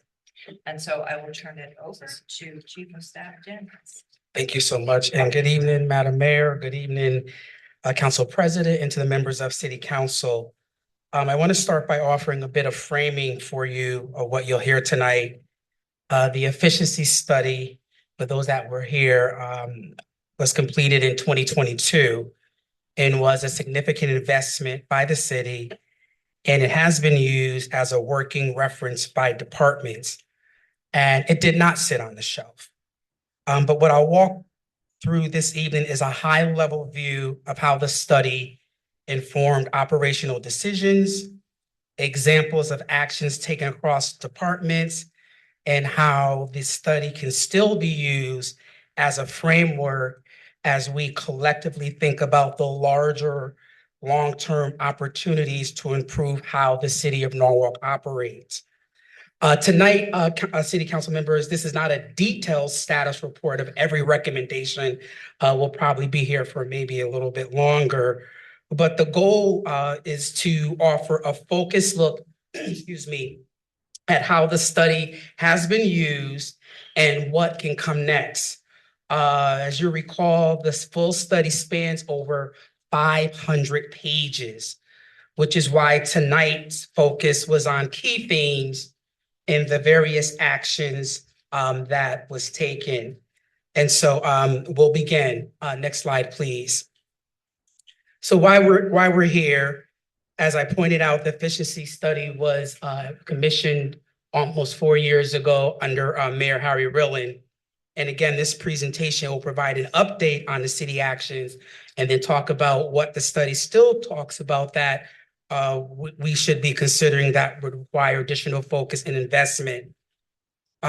Work did occur during this release, but it occurred across departments and over time. What had not happened was a single consolidate update to the city council that brought all of that together. So Mayor Smith believes that providing that clarity now is important for good governance and shared understanding as we move forward. Next slide, please. So this is actual language from this efficiency study. I'm not going to read it, but as you can see, the purpose of the study was to ensure all programs operations. The study looked at both on the city side and the Norwalk Public School side. And the goal was to define and develop an innovative, customized plan to Norwalk of how we can reinvent city and MPS operations and also drive transformational service and deliver cost efficiencies. Next slide, please. So in plain terms, tonight, I will talk about the external assessment on the city side, not the NPS. The study identified opportunities where we can improve efficiency and effectiveness. The study also highlighted structural, operational, and financial gaps. And the study also offered recommendations ranging from short-term improvements to long-term. It wasn't meant to be a checklist or a one-year plan. It was meant to be a guide to help the city make better decisions about systems, staffing, and investments. So let's talk about, next slide, please, how the efficiency study was used over the past 4 years. Departments were asked to assess findings applicable to their functional areas. Department leadership prioritized recommendations that were in the study and implemented many of them, whether they were internal policy changes that the study highlighted, processes that the study said we should be looking at or we can do better, and also operational changes. I do want to highlight that recommendations are also in the study that speak to budgetary and resource impacts, and those discussions were subject to further administrative evaluation. Next slide, please. So what changed because of the efficiency study over the past several years? Policies were implemented, processes were improved, enhanced, or created, and system improvements were also identified and done. Currently, those things are embedded in our regular departmental operations rather than treating them as one-time initiatives. I also want to underscore, I mentioned the year 2022, and just want to put in context again that after the study was released, city departments were still operating in a period of transition and during the COVID recovery. So I don't want to understate that. But work was tied to the study and moved pieces forward, and actions were taken over time across all departments as part of the ongoing city departments. Next slides. So I'm going to break down, and again, as I mentioned, it's a robust study. And my predecessors, both Tom Livingston and Alicia King, we're just building off of the many spreadsheets. So tonight, my goal and through the mayor's office is to work to compile so that both the city council has requested, but also the residents can see that this document didn't just sit on a shelf. It did inform and things were done. Next slide, please. So these are selected examples from the efficiency study. And what we did was, for the purpose of this conversation, put them into 4 buckets. So put them in 4 buckets in terms of thinking about how to best share this information that the efficiency study shared. So there's the operational and governance lens that I'm going to unpack a little later on. The huge piece that we're going to probably talk about when you hear that theme is technology and systems. That was very apparent that the study called out, financial and administrative practices. And then last but not least, which is important, of how the city, how we as city departments, how we looking at our services as it speaks to resident-facing services. So again, the examples I'm going to share reflect documented actions that the tracker captured, and we're going to share that with you tonight. Next slide, please. So from the finance, controller, and budget perspective, they completed a major reconciliation project with the state of Connecticut, and during their findings, there was approximately $730,000 that was due back to the city, and we received it. The city also began developing a cash collection manuals for all departments, updated position controls to munis, aligning approved positions with actual staffing. Again, these are all things that were spoken to or elevated through the efficiency study, which you can find the entire document online. They reviewed budget transfer thresholds and confirmed controls were appropriate. And also the study also talked about how we code our munis, and they made those changes. And also developed grant guidelines and began building a grants tracking database that didn't exist before. So now we can really speak to the various grants that the city received and can report back out. Next slide, please. Through the town clerk and city clerk office, beginning developing formal procedure manuals for each position, expanding our online services. This is very important, where residents now, which includes dog licensing is online, marriage application and fraud alerts. These are now digitized. They weren't before.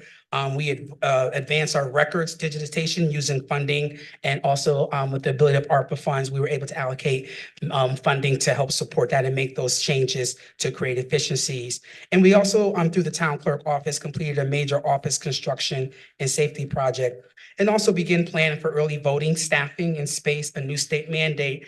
And I just want to point out that this is a department that focused on modernization while also absorbing entirely new responsibilities that was imposed by the state. Next slide, I'm going to talk a little about our human resources work. We launched a job description analysis project by department. This wasn't done. Modernizing our job descriptions that speak to what people are actually doing. Begin creating career progression maps to support recruitment and retention. And I know that was kind of spoken to a little bit through Jared's presentation. Implementing a new HR system modules that was approved back in fiscal year 24, and established recurring leadership discussions on workforce and performance issues. The efficiency isn't possible, as we know, without people, and this work laid the groundwork for a more competitive and transparent workforce system. Next slide, please. Under purchasing and procurement, we filled finally the purchasing officer position, allowing many of the strategic work to move forward. We conducted a full purchasing guideline review, including coordination with Corporation Counsel. And we also shifted certain payments to virtual credit card processes to improve efficiency and controls. Again, you're going to hear that modernization and digitization taking advantage and creating those efficiencies. And we also strengthened collaboration with Norwalk Public Schools through our purchasing department. These changes reduce risk, improve compliance, and create a consistency across departments. Next slide, technology and systems. We advanced digitization of records and permits. We integrated IT considerations into our RFP process and included citywide permit software. So we're not using as much paper as we have in the past. And we funded some of those system upgrades that the efficiency study spoke to through ARPA and American Rescue Plan Act funds and additional grant funds. I just want to highlight, this just began the groundwork for long-term IT planning that was identified in the study. I'm going to pick that up again. So we have made progress, but the study is very, very clear that modernization at scale requires sustained capital investment. Next slide, please. Governance, leadership, and coordination. We formalized many of our internal policies and procedures that were previously informal. The efficiency study called that out. And we also began researching and benchmarking our FOI handling. And as you all know, with the charter revisions, our city clerk office is working on making those systems and being in compliance with the new charter revisions. And we also advanced commission and ordinance related work tied to the study's findings. Next slide, please. Community services, one that is dear to me. We strengthened customer service intake and response tracking, improving how residents access services. They asked us to look at how to formalize our internal processes that have been previously informal. They improve coordination between community services, our communications and customer service, not working in silos, but having these departments talk and communicate, and use the study's findings to inform program alignment and grant compliance practices. In community services, the study helped push us toward more consistent, trackable ways residents access help and clearer internal accountability for how services are delivered. So now we can speak to how many residents were served, what zip codes they were in. So we really can get a really front end or front step perspective in, who's coming into Norwalk, what are those trends and what are those patterns, so we can better support and work with our nonprofits to address the issues that many of our residents are struggling with. Next slide, please. Recreation and parks. Continued investment in park and facility maintenance to sustain basic service standards identified in the study.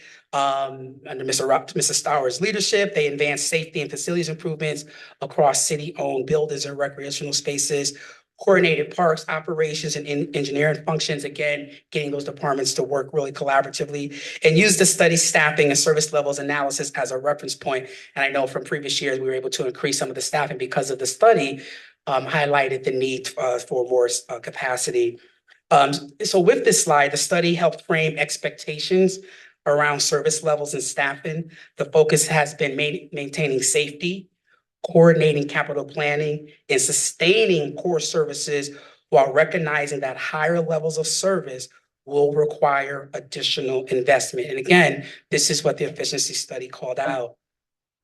DPW and operations, advanced facility and workplace safety improvements tied to operational needs. We also improved tracking and documentation on capital assets and infrastructure, strengthening coordination. Change the slide, sorry. I'm sorry, There you go. Okay, there we go. Thank you. Thank you, Simon. Strengthen coordination between DPW and finance and planning, and also use the study again as a reference points to identify long-term infrastructure and operational priorities. The study really highlighted a need for clear coordination around assets and long-term planning, so we can improve. But the study again is very clear. And, this is the message that these long-term efficiency in DPW depends on sustained investments in infrastructure and systems. So now I'm going to talk about, so what does that mean now? So, as we think about what I just elaborated on, these are more behavioral changes, processes, planning. We were able to do that internal with low resources. But the study, there's a substantial part of the study that then speaks to these critical investments that we as a city have to grapple with around modernizing the city and really taking a deeper dive on technology and the use of technology to really create these efficiencies. Next slide, please. And so create this beautiful slide for you. I put them in three kind of pillars. I like to be a little creative. Also talk enterprise technology and cyber resilience. The study highlighted that we do have an aging and fragmented system as we think about technology in the 21st century. The manuals, outdated processes, and cybersecurity and reliability risks are here. The second pillar, as you can see, in terms of a need to go deeper and talk about how we look at what the efficiency study has called out, is the facilities and infrastructure. We have aging buildings, deteriorating facilities, and the study has said we can no longer defer some of these projects. And as this, through the study talked about, if we continue to defer, the prices go up. But again, this is what the study spoke to. And also space and safety constraints. And then lastly, staffing and workforce capacity. The study talked about retaining staff, fair and competitive wages. And it looked to specifically, not just in Connecticut, but looking at practices across the country, but then looking us at Fairfield County. And then again, that lower Fairfield County, because we know the market is very different here in lower Fairfield County. And how do we as a city stay competitive so that we can retain and attract qualified and the best in class of employees to serve our city.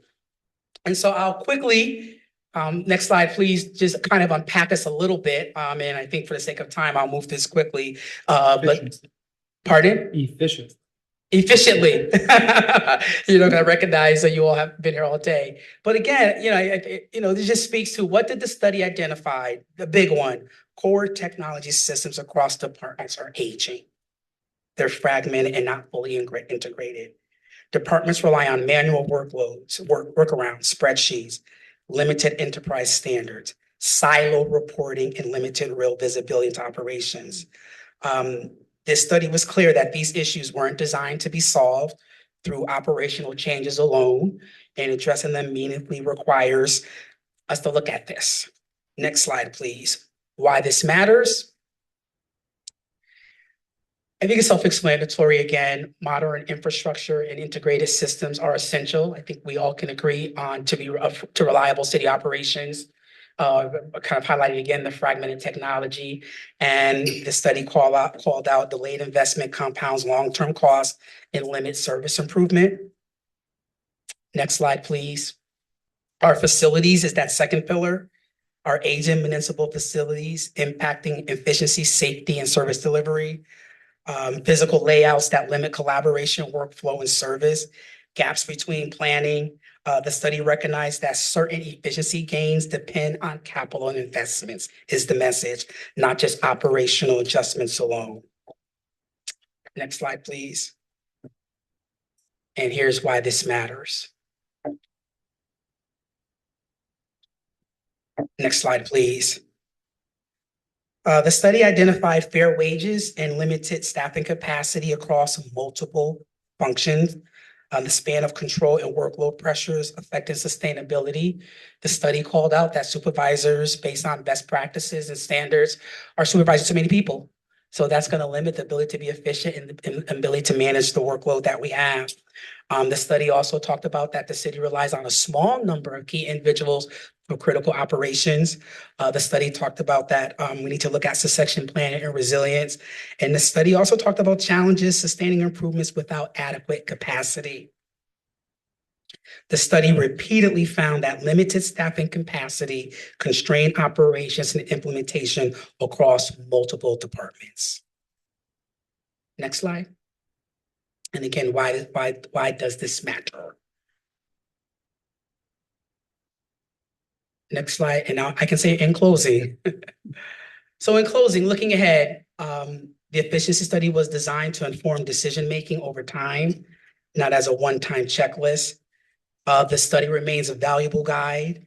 The departments have used the guide to guide operational improvements and to begin modernization efforts, but it's not finished. The work completed to date reflects that it has informed real operational change, but at the same time, it highlights areas where meaningful progress will require thoughtful, sustained decisions going forward. We see this as a shared framework to guide future planning and continued partnership with the council. And my final slide.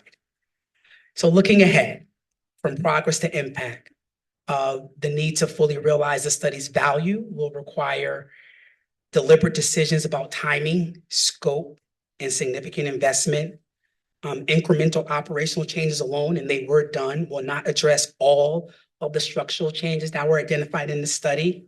And the study does help clarify where deeper focus may be needed to help the city achieve sustained efficiency. And so with that, I just want to say in closing by noting that we still operate with an internal tracker that is associated with the efficiency study. The document tracks the different actions over time. And that since Mayor Smith has been sworn in, we reviewed the tracker to get a clear and shared understanding of what has been implemented, what remains, and how it continues to inform decision-making. The update you've seen brings that work together tonight for the first time, highlights progress, and helps frame the conversations ahead. So with that, I'll stop, and thank you very much. Thank you, Lamont.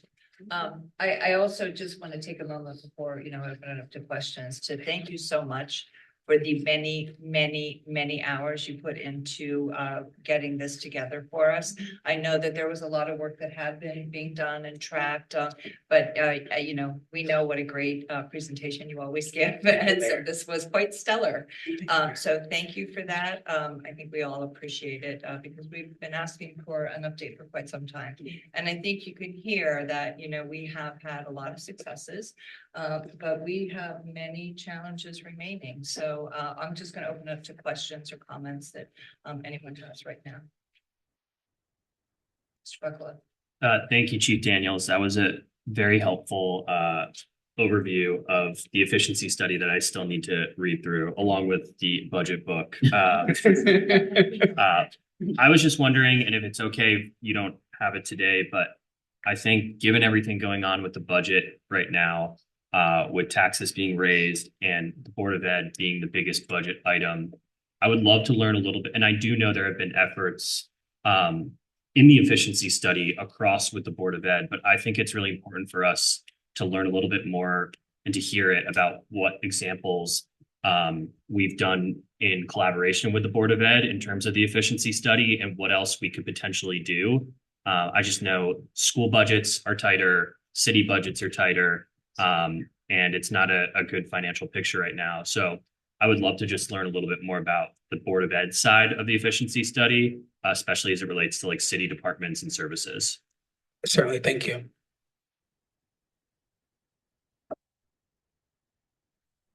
Go ahead, Mr. Prayer.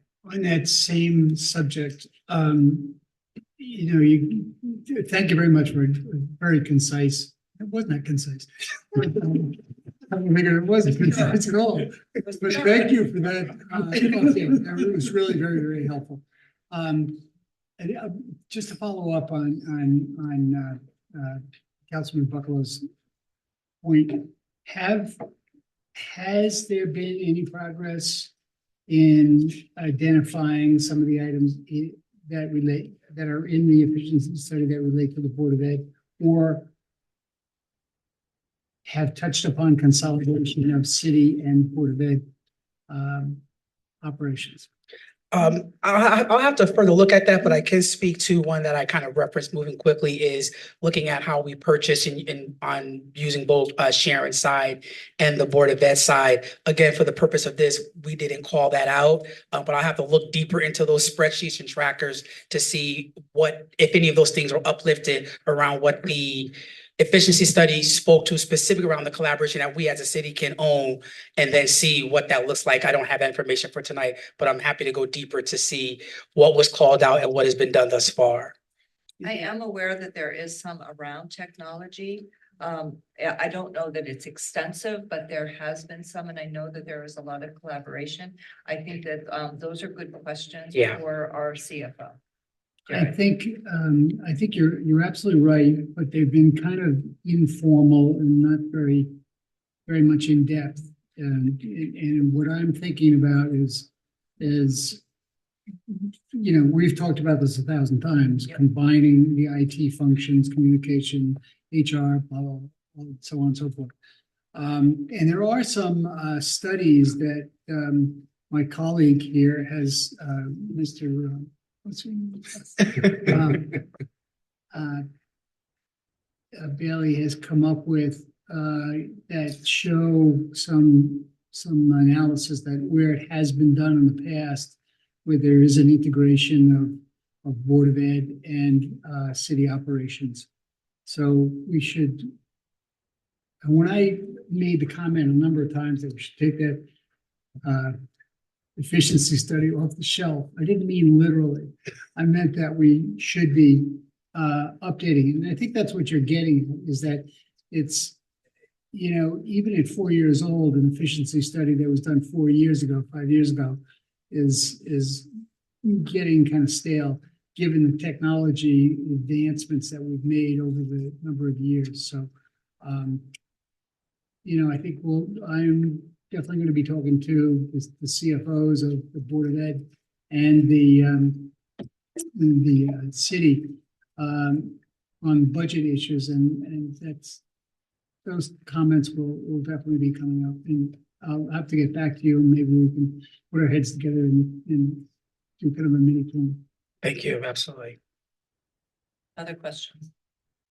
Mr. Bailey. Great, thank you, Chief Daniels. That was great. I want to echo Jim and Jesse's positive comments. A few points that I want to sort of follow up on. One, just on the Board of Ed, Mario, are there statutes limiting how much we can, combine budgets? That's a good question. I mean, there's limitations on. We can't dictate what the Board of Ed does with their funds, as you probably know. Certainly, I think the city and the Board of Ed could work collaboratively together to come up with efficiencies, and then figure out how to address it within their respective budgets. So I think that requires some goodwill. But we are sharing services already. We're sharing a lot of services already. I mean, just to give you an example, like in my department, I would say more than half of Deputy Corporation Counsel Jeff Spar's time is spent on the Board of Education. I believe we get an annual audit every year where we say how many, approximately how much in services our department is provided to the Board of Ed. We don't get paid back from the Board of Ed. I think it just goes as part of an audit that the determination of how much is spent per pupil. I mean, there's all sorts of services like that provided from on the city side to the Board of Education that get accounted for in some way or another. Got it. Okay, thank you. And then just the second point, is, obviously we just had it's the budget season and, we're looking at everything through this really tough budget lens. We're increasing taxes. And I mean, you covered a lot of great improvements. Is there any way we can quantify the fiscal benefit of any of these improvements? Because that's one of the questions that, my constituents are going to ask. That's great that you've been more efficient, but what does that mean in terms of my, the taxes that I'm paying? Would I have paid X more if you didn't do these? Is that a positive story? But I mean, so I know that's very hard to do. And it's almost a qualitative judgment, but I think going forward, having any sort of fiscal note on any improvements would be extremely helpful that we can sort of pass along to, the Newark residents. Yeah, fair point. Then the third and final point, just to touch upon Councilman Freyer, when I know this study was done 2022, and we're in a different age right now in terms of technology. AI is literally transforming the world, as we speak. I work in a technology company, and our engineers haven't coded in over a year. So, with the face of increasing fiscal pressures, not this year, but as we heard, they're going to step up and keep on stepping up over the next couple of years. It would be great to integrate this sort of AI strategy and how we can become more efficient and hopefully save money going forward too. Because the only way we're going to address these increasing fiscal pressures, increase the taxes, grow the grant list, or get more efficient. Thank you. Let's make one comment on the AI part of it. I think departments are to some extent already taking advantage of efficiencies that are available to us now that were not a few years ago with AI. So, for example, in the law department, we upgraded our research system, which is Westlaw, to include AI components, which allow, frankly, the attorney in the office to do research analysis more efficiently. I think other departments, I've seen people, in my work over the last 6 months, from time to time, produce something that came from AI at the same time. So I do think that it's happening. It may be difficult to quantify, except for maybe the law department. I think it's a little easier for us to quantify only because, because we actually, made an effort to contract with Westlaw to get the AI service. But I think it's happening, and I think you'd be pleased to hear that it's probably happening more than you realize. And I think there's some really good people. There's some really good people in the city that do try to find any way possible to become more efficient. And I think people are using AI for that purpose. So that is, I think, just something. Yeah. Some good news report. I think chief of staff would probably echo some of that. Yes, I mean, I can't speak to this. So I'm not an AI expert, but I know Joyce to IT. They've been using some of those tools. So some departments are kind of using it as we speak. But to your point, how do we elevate that and maximize these tools that are now available to us is a good point. Excuse me. Ms. Ayers. Thank you, Madam Mayor. Thank you, Chief, for the presentation. As the mayor started off her remarks, some of us have been waiting a very, very long time. I would just like to encourage you in this moment to continue to work with your staff and the leadership to continue fine-tuning this document so that it benefits all residents of Norwalk. As you heard some suggestion raised by my colleague, and with the mayor's oversight and guidance as well. But also, I would also encourage that we make, not only in this setting, but y'all love that website, the newsletter that the mayor have, some bulletproof so that the community can understand what the efficiency study is. Many people do not understand. Sometimes while we are empty wagons making a lot of noise, it's because constituents have asked us for certain things. And it is our job and our responsibility to come to this very table and push. And many constituents wanted to know what the status of it is. And so I think it would be beneficial for us to have something that people can just see, okay, the efficiency study was in 2021, I think it was in 2021. this is what we have done from then to now. And this is where we are trying to go. And so that's not gonna happen overnight because your team has to come together and brainstorm and figure out, and you know, you love a graphic, and what does that graphic look like? But I think it would benefit the entire city, not even a checklist, but just like a check-in of this is what we have accomplished. And these are areas where we really know that we want to focus on.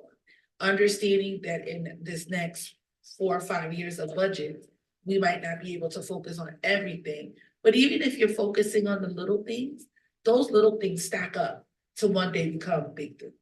That's it. Thank you. Any other comments, Mr. Buxton? Just thank you, Madam Mayor, and thank you, Mr. Daniel, for this presentation tonight. I just join my colleagues in gratitude that this study has not been collecting dust on the shelf, and that we can see that it has been a living document affecting the operations of the entire city. Just one observation I wanted to make. It struck me when the study was first published. I was on the Board of Ed at the time. And even thinking about some of the recommendations now, that when we think about the word efficient, it does not always mean cheaper. And in fact, many of the recommendations in this study recommended adding costs, right? I mean, sometimes even combining departments means hiring people so that you don't have too many direct reports. That was one of the things that surprised me when the study first came out. It did include a lot of added efficiencies, but it also did not include a lot of cost savings.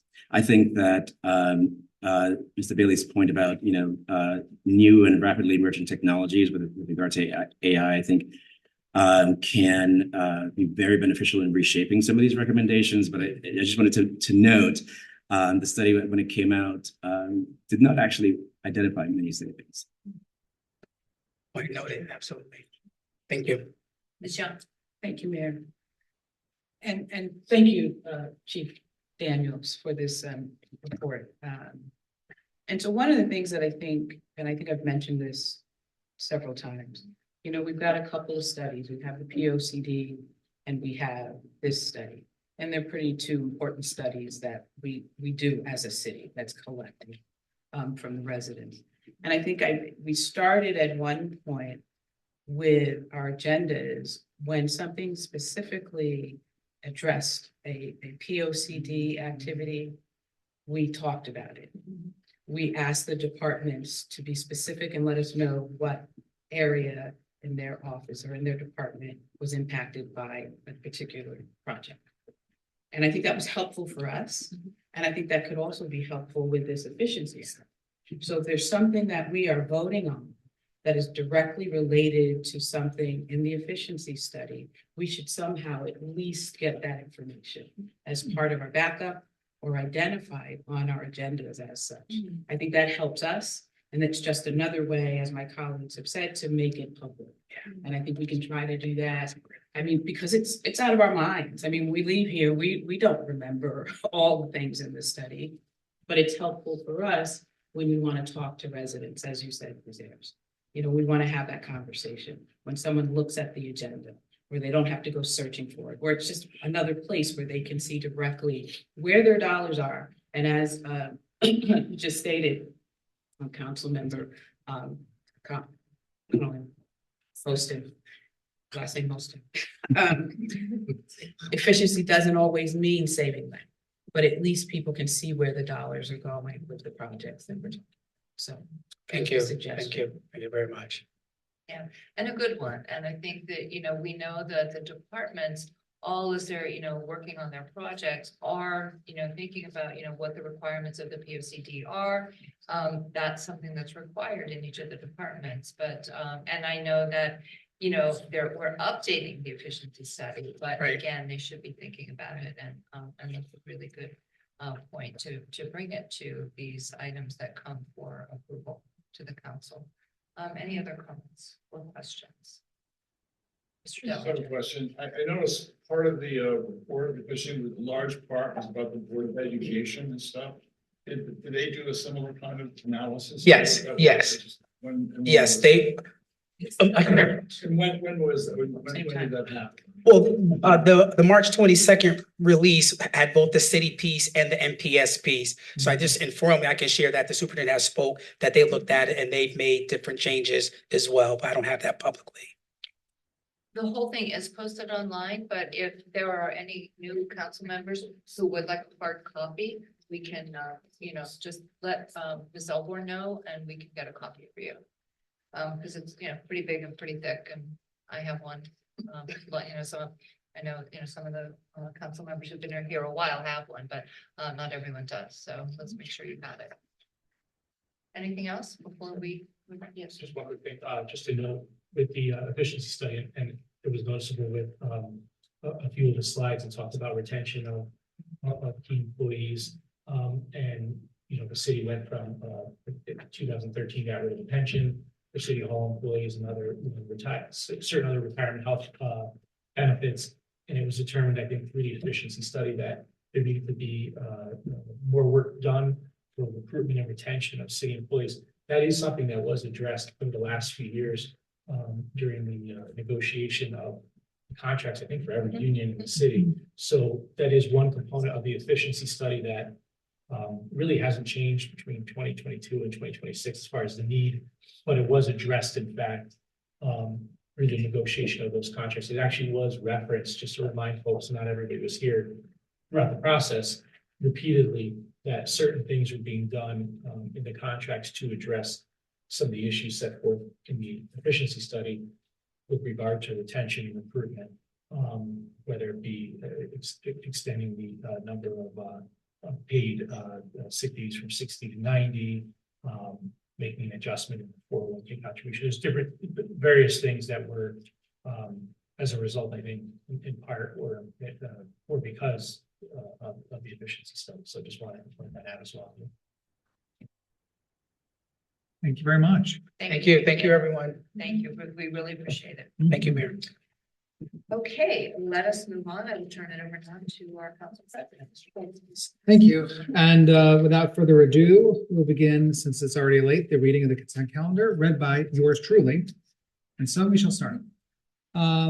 A, public safety and general government. 1, authorize the mayor, Barbara C. Smith, to execute any and all agreements, documents, applications, amendments as may be necessary with the Connecticut Department of Energy Services, Public Protection, Division of Emergency Management, and Homeland Security, mouthful, for participation in the Emergency Management Grant Program and Regional Homeland Security Planning and Funding activities. 4, authorize Mayor Barbara Smith to execute an extension agreement with Fleet Auto Supply under RFP project number 4123 for the upfit of police vehicles under February 28th till February 28th, 2027. An amount not to exceed $290,000 per year. B, authorize the city of Norwalk purchasing agent to execute the purchase orders on behalf of the Norwalk Police Department and to Fleet Auto Supply under RFP project number 4123 for the upfit of police vehicles based on unit pricing and the availability of funds not to exceed $290,000. B, land use and building management. 1, authorize the mayor Barbara C. Smith to execute a land use restriction agreement and negative pledge agreement in favor of the state of Connecticut Department of Economic Development connection with 7 Academy Street at a Carver Center, Norwalk, Connecticut. 2A, authorize the mayor Barbara C. Smith to execute an agreement with ETT Environmental Services, Inc. for the police headquarters fuel island pump replacement project for a total not to exceed $128,000, account numbers noted. B, authorize a contingency allowance for a total not to exceed $12,800, account number noted. 4, authorize to increase design contingency with Tecton Architects Design Services contract for South Norwalk School for an additional amount of $56,147.72 for additional design services, account number noted. 5, technical correction of city council action on November 17, 2025. Item 6D, 6A, 6B for Calf Pasture Beach project by correcting the typo in the account number to properly reflect the actual account. New action to be read as follows. Authorize the mayor Barbara C. Smith to execute an agreement with O'Riordan Magani Architects LLC for architectural services for the Calf Pasture Beach Camp renovation project for a total not to exceed $119,480, account numbers noted. Authorize a contingency allowance for a total not to exceed $11,948, account numbers noted. C, Public Works. 1, authorize the mayor Barbara C. Smith to enter into a subordination agreement and such other instruments incidental thereto with the Housing Authority for the city of Norwalk with respect to the city's easements at 20 Day Street in connection with NHA's ELUR application to deep. 2, consent to table. Approve the name, honor, and naming of Lincoln Avenue extension to Master Chief Alex Way. 3A, authorize the mayor Barbara C. Smith to execute the 4th Amendment to the December 12, 2023 agreement between the city of Norwalk and M. Rodano Inc. for purchasing project 4322 DRG 2023-3 on-call drainage at various locations for a sum not to exceed $1,124,616.15. Account numbers noted. B, authorize the Chief of Operations of Public Works to execute orders on the contract with M. Radano Inc. for project DRG 2023-3 on-call drainage improvements at various locations for a sum not to exceed $112,461.62. Account numbers noted. D, Economic and Community Development. 1, authorize the Mayor Barbara T. Smith to execute agreement with Barry Dunn McNeil and Parker LLC for project 4435 Community Development Software and Services for an amount not to exceed $204,000 for implementation and oversight services for new online permitting and license system. Account number noted.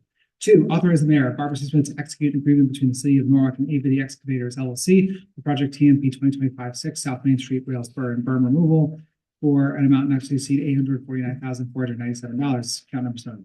3, authorize the Director of Transportation, Mobility, and Parking to execute orders on the contract between the City of Norwalk and ABD Excavators LLC for project TMP 2025-6 South Main Street, Rail Spur and berm removal for a sum not to exceed $84,949.70. Account numbers noted. 5, authorize the Mayor Barbara C. Smith to execute any and all documents to ratify the amendment to the citywide plan of conservation and development to incorporate by reference the arts and cultural plan within Chapter 6, preserving and promoting our historic heritage, arts and culture, including the director to evaluate, modify as necessary, and implement the plan's recommendations during the 2025-2029 plan period. That is the end of the consent. Those last 5 words, I don't know what you said. It doesn't matter. It's read. Everyone can read it. Thank you for that speed reading version. Yeah. Very nice. He charges for his time. So. He does. And now, having exhaustingly read this long consent calendar, all in favor of approving it as read? That is unanimous. Mayor, back to you. Thank you very much. Unless anyone has any objections, I'm going to skip over to. Where is it? A2. B. B3. No, it's B. B3. There it is. Okay, I found it. In the interest Oh, of. and yes, respect sorry. For the Patrice, but for the Ruby Shaw family, I would like to move or turn it over to Mr. Hostin for land use and building management item B3. Thank you, Madam Mayor. I don't object to that at all. I don't think Patrice does either. I would like to move item B3, approve the naming of the South Norwalk Elementary School as Dr. Ruby Shaw Elementary School. And as we open up for discussion, I want to say just on a personal level, it feels like the culmination of what has been a years and years long process. I remember my first stint on the council 8 years ago, we were still talking about whether the school would be built. And even that, feels again like really bookending what has been the correction of decades of well-intentioned, but a policy that resulted in many students in South Norwalk having to go miles from their homes to go to school. That school is now built. It has fulfilled its promise as to be really a paragon of educational infrastructure in Norwalk and Connecticut and in the country. And I think it's fitting for us to consider naming it after Dr. Ruby Shaw, whose legacy as an educator still lingers in South Norwalk, and whose legacy as a person, as a citizen, lingers. She was an early resident of the neighborhood of Village Creek. Many know is historic. It's on the Federal Register of Historic Neighborhoods for being the first planned integrated neighborhood in the country. And her legacy lives on in some of her amazing family members who are here tonight. So I want to make this motion and open it up for discussion. Would anyone like to make any comments, additional comments? Yes, Ms. Young. Okay. So thank you, ladies, for being here this evening. And I just have to say, it is my complete honor to have this school hopefully named after Dr. Ruby Shaw in the district that I've served in. So thank you very much for being here. And just to go over I'll say probably in 2024, I approached the mayor and the superintendent and the assistant superintendent about the possibility of naming the school after Dr. Shaw, who I met years ago in this building. She was everywhere. She was a powerhouse. Maybe she was about this tall, right? But she was a powerhouse of a woman. And so if I just go and read some of the things that she's done, Dr. Shaw earned her doctorate in education from the University of Bridgeport in 1985. She was a co-worker at the Children and Families Service in Danbury before joining the Norwalk Public School System as a social worker in 1992.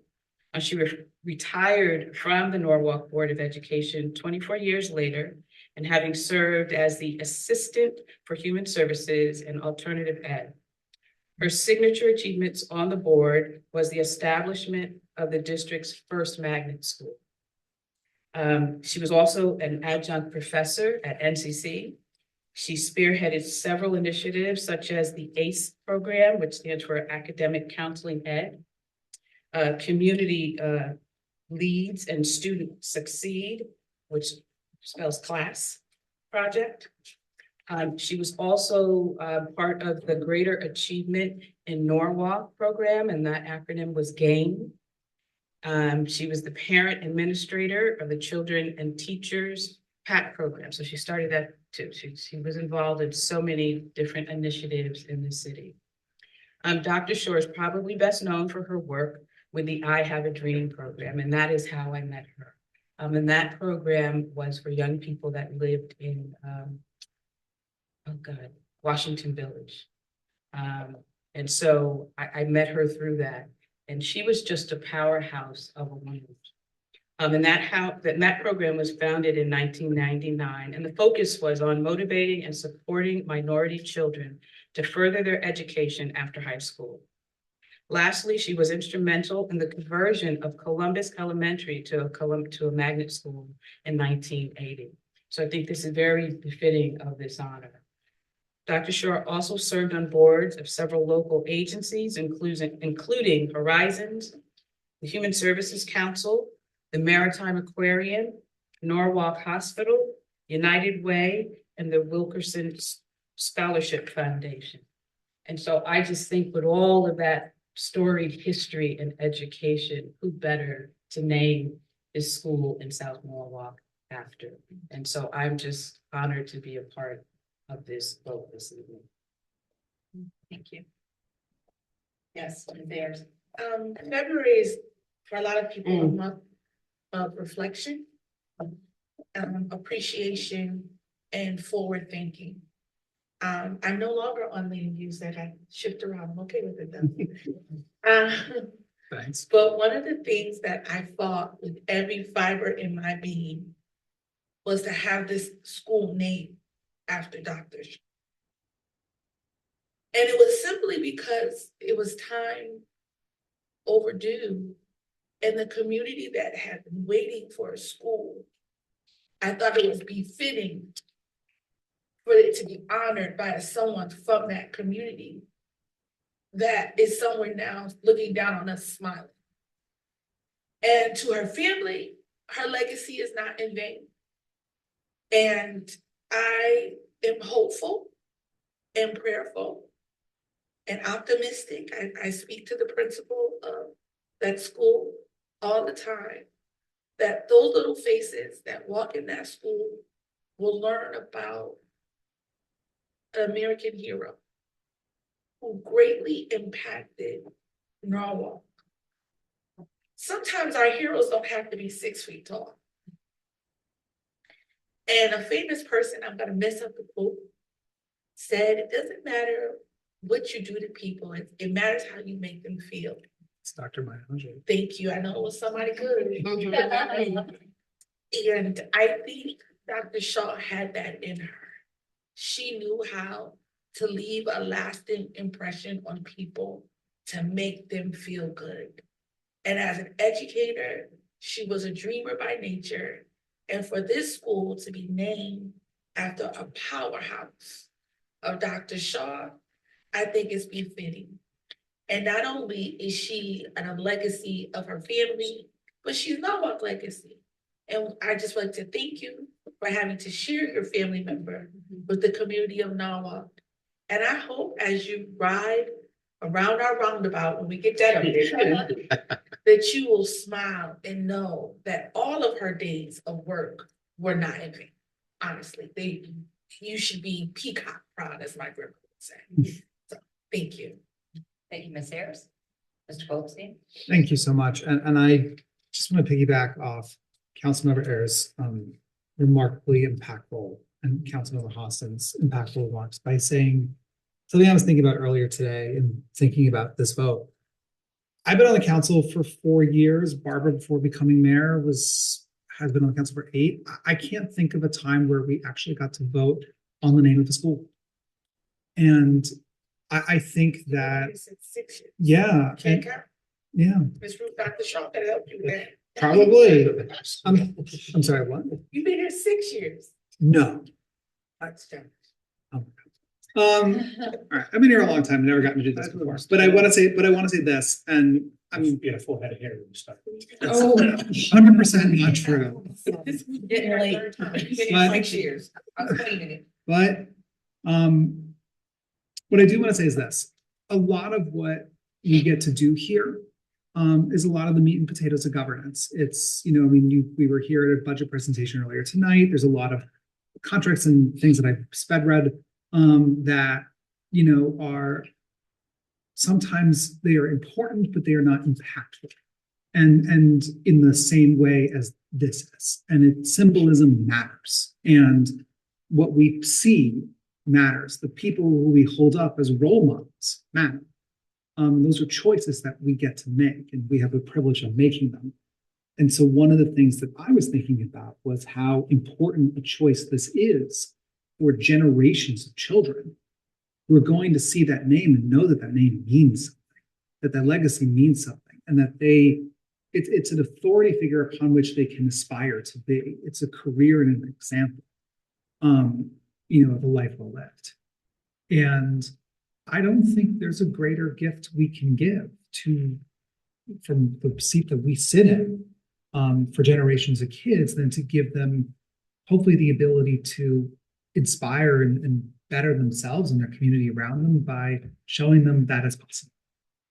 And so I wholeheartedly have agreed and have waited to see this day come because Dr. Shaw tells you her legacy is a statement in and of itself of the kind of community that South Park is and that it wants to be in the future. And so I think this is actually one of the most symbolic, but also deeply important votes that I've gotten to take on this council, and I'm very proud to get to do it. So thank you for being here, and I imagine there's going to be ceremonies to come. And balloons. And balloons. and I'm glad that we get to do this more than once. But I'm glad to acknowledge this here tonight. So thank you. Mr. Steve.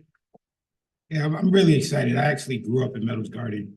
And when we first toured the school a few months ago, the mayor at the time, Mayor Rilling, said to me, he said, Jay, if this school was here when you grew up here, you would actually be able to walk to this school. And I think that that's important because we talked about the generations to come, but also the generations that passed, and honoring South Norwalk and that community of people that are going through a lot of changes. That community doesn't look the same as when I grew up there. So I think naming this and reminding the community that we didn't forget the community that was there, the community like Dr. Shaw, who gave so much of an impact there. I went to school, I went to Nathan Hell, and then I went on to go to Brian McMahon, and those were named after patriots and people that did great things in society. So these kids, like you said, they're going to learn about who Dr. Shaw is and why the school was named after her. And it's going to mean a lot to them, but it's going to be history to them. But I think that it also pays a huge tribute to South Norwalk, and anybody who grew up in South Norwalk around the time knows they kind of fight back. They don't call it Sono, they call it South Norwalk because of what it was. And I think that is important for us to remember the community that was there, a strong community that is going through a lot of changes. So I think that is really important, honoring generations that came, but also generations to come. And I'm really excited to support them. Thank you. Any other comments? I actually, of course, have to say a few because of, having been on the Land Use and Building Management Committee from my first days on the council, and then having the honor of chairing it. I have been with this project for quite a long time. And, what it took to get to this, we had the original location and that fell through. And now, getting this school built has, really been an honor for me to help usher it through. Ms. Young, I just really want to acknowledge you in terms of bringing the name of Dr. Ruby Shaw forward for the naming of this school and the importance of this school having that name, in honor of the South Norwalk community and all of her work around education. I'm going to take a different stab at this because I didn't know Dr. Shaw personally, but she was such an important member of my family, my husband's family. My sister-in-law, Bonnie Daniel, talks so lovingly about growing up with Dr. Shaw and how she always looked out for the kids of Village Creek, particularly the girls. She was always gathering the girls around her and telling them, don't let those boys mess with you. You mentioned another name, and I just have to throw this out, Doxy Wilkerson, Yolanda and Doxy Wilkerson, also educators who work on Village Creek. So that was touching to me to hear that. So, just with that Village Creek connection for me personally, it's really meaningful, and I'm so thankful that you're here. And I am going to call for the vote for the naming of the Ruby Shaw School. All in favor, please raise your hand. That's unanimous. I don't.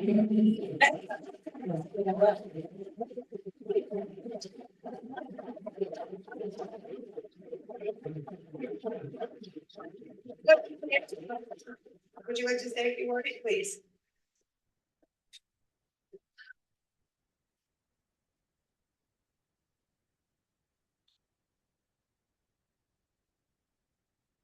Yes, thank you all.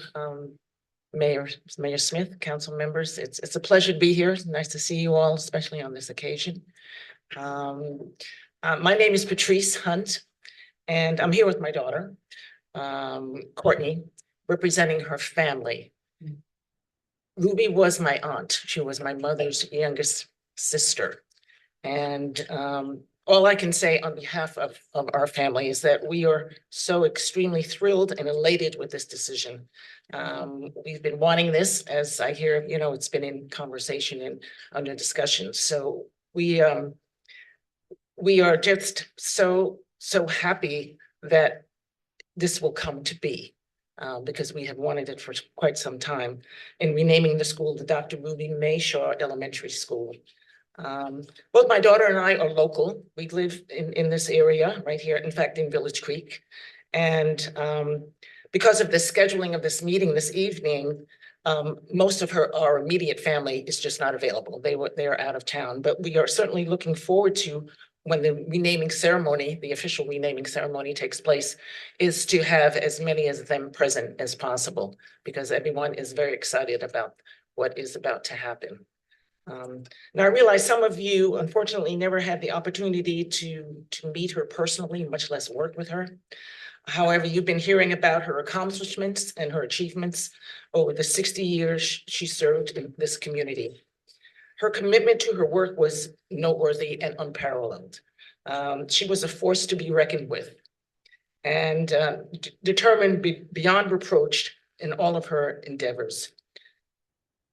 Dr. Shaw dedicated her entire professional career to education, working with the youth of this city, many of whom have gone on to have extraordinary careers and do extraordinary things. The former Columbus Magnet School, which has been mentioned, was the brainchild, and she fought hard for its establishment during the formative years. Even after she retired, she continued to work on her various programs and initiatives, as you have already mentioned. And she maintained lifelong relationships with her students and associates. And just a quick note, I am currently a volunteer with the Norwalk Public School Systems in the Reading Buddies program. And for the second and third graders at the Sono Elementary School. So I've had the opportunity and privilege of being in the building and seeing the building. It's absolutely beautiful. It is just really such a treasure. And it's just a wonderful addition to the Sono community. No question. So again, I say thank you. We are indeed so very proud, grateful, and appreciative of this honor. The school will stand as a prominent piece of her overall legacy. Thank you so much. It's been a pleasure.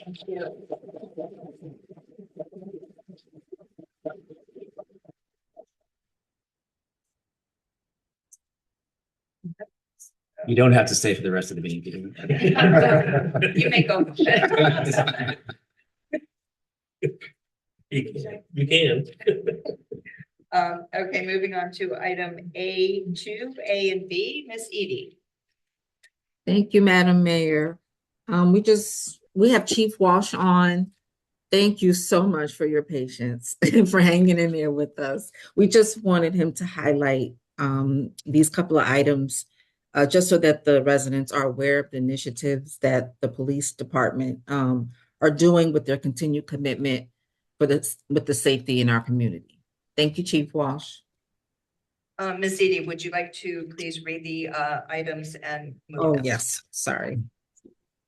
7A2, authorize the Mayor Smith to execute Third Amendment to the memorandum agreement by and between the Recovery Network of Programs, Inc. and City of Norwalk commencing on July 1st, 2025 and ending June 30th, 2026 in the amount of $300,528 to be paid from account number noted. And A3, authorize the Norwalk Police Department to utilize a non-competitive procurement. Wait, you need to repeat. B. Oh, okay. Sorry. Authorize the City of Norwalk purchasing agent to execute purchase orders on behalf of the Norwalk Police Department to the Recovery Network Program, utilizing NPD account number noted based on the availability of funds not to exceed $300,528. Okay, 3A, authorize the Norwalk Police Department to utilize. We'll just do 2A and B first. So, Okay. Yeah, so Chief Walsh, did you want to make some comments, please? Okay. Good evening, Mayor Smith and Common Council. Yes, these two items are for the Recovery Network, the company in which we employ to provide 2 full-time social workers to our behavioral health unit, which is a program which we implemented in the fall of 2022 to provide social work, opioid recovery services and other behavioral health and social services to the residents of Norwalk. It's been a very successful program. Last year in 2025, the social workers handled 529 cases. And the overall intent of this program, and I should say the goal, is to eliminate police calls for service and more or less gear calls for service towards clinicians and social workers who are best suited in dealing with this kind of problem to probably provide more efficiency in having regular patrol calls handled for police-related items. And it's been an overwhelming success. It's accessible on the first floor in the public sector of our building, and we have 1 full-time officer, Officer Samantha Bartos, assigned to that out of community services. And they do a great job in not only the referrals that the first responders make, but a lot of self-initiated calls for service that they get from the community care team. So this is a great program, and it's a awesome asset that we have in this city to provide our residents. Thank you, Chief. Any questions or comments? I know we're all starting to feel a little tired, right? But this is a very great program. I will go ahead and call for the vote. All in favor, please raise your hand. Opposed? Abstentions? And that carries unanimously. And go ahead and move on to items 3A and B. Okay. Authorize the Norwalk Police Department to utilize a non-competitive procurement justification form with Lexipol for payment of Cortical mobile application software. This payment is for a one-year agreement for services commencing February 1st, 2026 and ending January 31st, 2027. B, authorize the City of Norwalk purchasing agent to execute purchase orders on behalf of the Norwalk Police Department to Lexipol LLC, utilizing NPD account number noted based on the availability of funds not to exceed $21,600. Okay, Ms. Thank Edie's you. moved the item. Chief? Yes, Mayor Smith. The Cortico app provided by Lexipol is an app that we have provided to all our employees, sworn officers, civilian, and retired officers. The continued trauma and tragedies that police officers and public safety responders are exposed to underscore a critical truth. Mental health struggles in law enforcement are real, pervasive, and compounded by stigma and fear of seeking help. The impact extends beyond our ranks. Even the spouses of officers have fallen victims to these challenges. That's why we started this initiative last year, not to ignore this crisis. Cortico delivers a comprehensive, culturally competent wellness platform designed specifically for Norwalk's law enforcement professionals, both active and retired, and their families. At no additional cost, this support also extends to Norwalk dispatchers who experience trauma behind the scenes. The key features include self-assessments for issues such as alcohol abuse, depression, and suicide risk, continuously updated content on 60 behavioral health topics developed by experts who understand law enforcement culture, and confidential stigma-free access to local resources that address cumulative stress and promote resilience. So far, since implementation last year, 46% of our personnel have utilized the platform in the last year. 23 calls were made to Copline Crisis Helpline, and numerous calls of other assistance in regards to family assistance have been made through this application. It's completely anonymous, but we do sort of monitor the algorithms of the services that this Cortico app is provided. And through those services, we push out training and other services to our personnel. These numbers represent real engagement and real lives impacted, proof that Cortico is making a difference here in Norwalk. Cortico's approach is unique. It meets the critical criteria necessary to overcome barriers to help seeking while addressing the long-term effects such as chronic stress. No other solution offers this level of targeted support. As we all know, studies have proven that the healthier police officer is, both mentally and physically, the better service that we're going to provide our citizens, and have better interactions, lessen use of force, and just have better civilian engagement and outreach. And this is what the whole goal of this program is to address the stigma presented by some of our cultural barriers of asking for help. This is an anonymous application that's available to all officers, which is being utilized, it's being useful, and that's why I'm asking to continue this program. I do believe it's quite useful and progressive. Thank you, Chief. Very important program. Are there any comments? Mr. Steve? Yeah, I just want to thank you, Chief, and all of the police officers for all the work that you guys are doing. You're keeping us safe. We really appreciate just everything that you're doing. I think they put out a report earlier, maybe last week, that crime is down about like 17, 18%. And that's just what we see on paper, but we see you guys in the community all the time at every community event, hosting your own events. So you guys are just doing a great job, and really just appreciate everything that you guys are doing. Thank you. We appreciate the support. Mr. Goldstein? Thank you, Mayor. And I'll keep it brief. I know we've been here a little while, but I just want to say this. In addition to what Councilmember Seed said, I want to note how the Newark Police Department has time and again been forward thinking on a whole host of issues. This is a particularly sensitive one. And I think if you haven't seen the presentation that was given at the public safety meeting about this, this is something that, police departments across the country have been using. I think it's really important that public service workers, especially those who face high pressure jobs, have the ability to get the care and support that they need.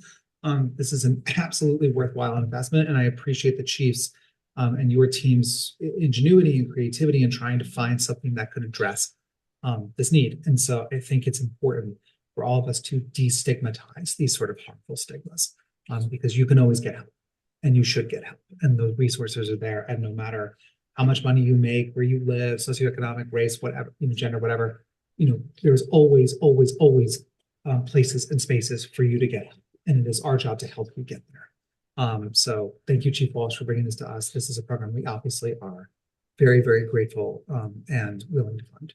And thank you for your continued service and for the department's continued service. Thank you. And for your leadership. Thank you, ma'am. Anyone else? Over there. Yeah, I just wanted to. You always look over there first. I just wanted to add.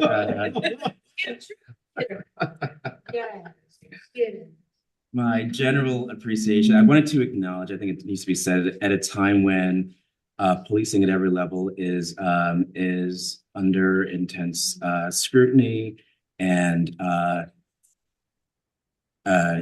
constructive criticism. I really wanted to acknowledge everyone at Norwalk PD for being proactive, for really taking tangible steps to make sure that they are serving the community and serving each other, to the best of their ability. I want to shout out earlier, I forgot to, Officer Bardos, who I have had the pleasure of working with at many community events, and somebody who really is dedicated to making sure that this is a partnership. So just a general thank you. Thank you, Mr. Austin. Anyone else? Okay. All in favor, please raise your hand. Opposed? Abstentions? That carries unanimously. Thank you. Moving on to item D4. Mr. Goltz. Thank you, Madam Mayor. So authorize the Mayor, Barbara C. Smith, to execute any and all documents to adopt the City of Norwalk Arts and Cultural Plan as the official guiding document for advancing arts and cultural initiatives in the city, consistent with the city's designation as a state-recognized arts and cultural district. I'd like to move this and speak very briefly to it. I would just note that this is a plan that has been in the works for years, and in fact, the attached memo in the backup that's Rita Godesky prepared, along with the very comprehensive plan, is well worth your time reading, and they gave an excellent presentation the other night. We're not going to do a full-blown presentation tonight, but I did want to bring in Rita Godesky and the consultant team who worked on this to just provide some brief remarks. So, Simon, could you please move Ms. Godesky over? Thank you, Simon. Yeah. On it. Thank you.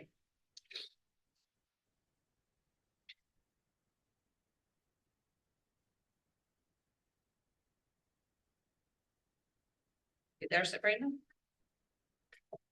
I am here. Hi, There guys. you Thank you so much, Josh, and thank you, Council. As Josh mentioned, we've been at this plan for about 1.5 years now, the first of its kind. So we really got up close and personal with our artist community, but also a lot of staff members, community members outside of that realm as well.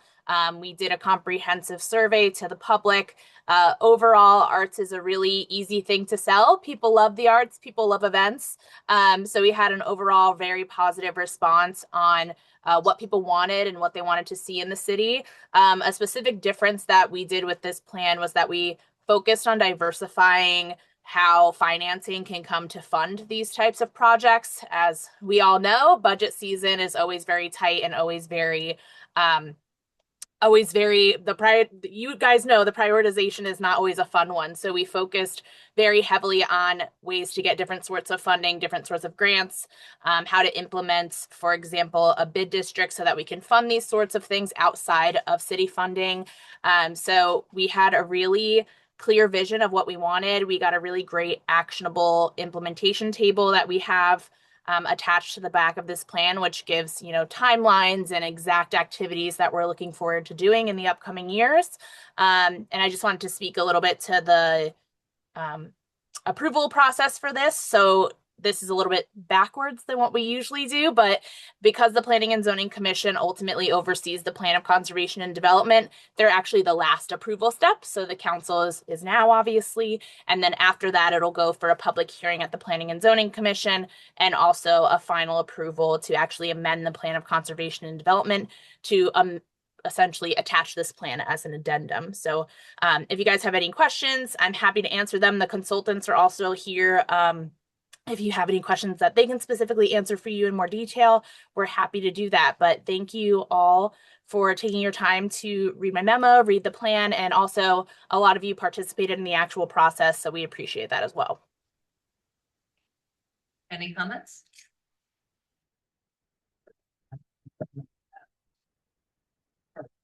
I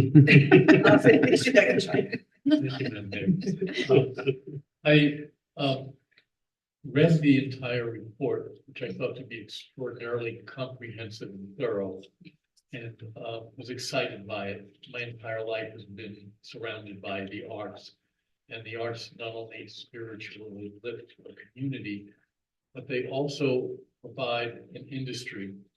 And viewing the report, if we proceed with this, and I hope we do, there will be a return on investment, not only in the spirit of the community, but also a dollar return on investment. So I'm looking forward to this being moved forward. Thank you. Anyone else? Seeing none, all in favor, please raise your hand. Opposed? Abstentions? And that is unanimous. Motions. Motion to adjourn. Ms. Young, all in favor, please raise your hand. Good night, everyone. All right, thank you. Good night, everyone.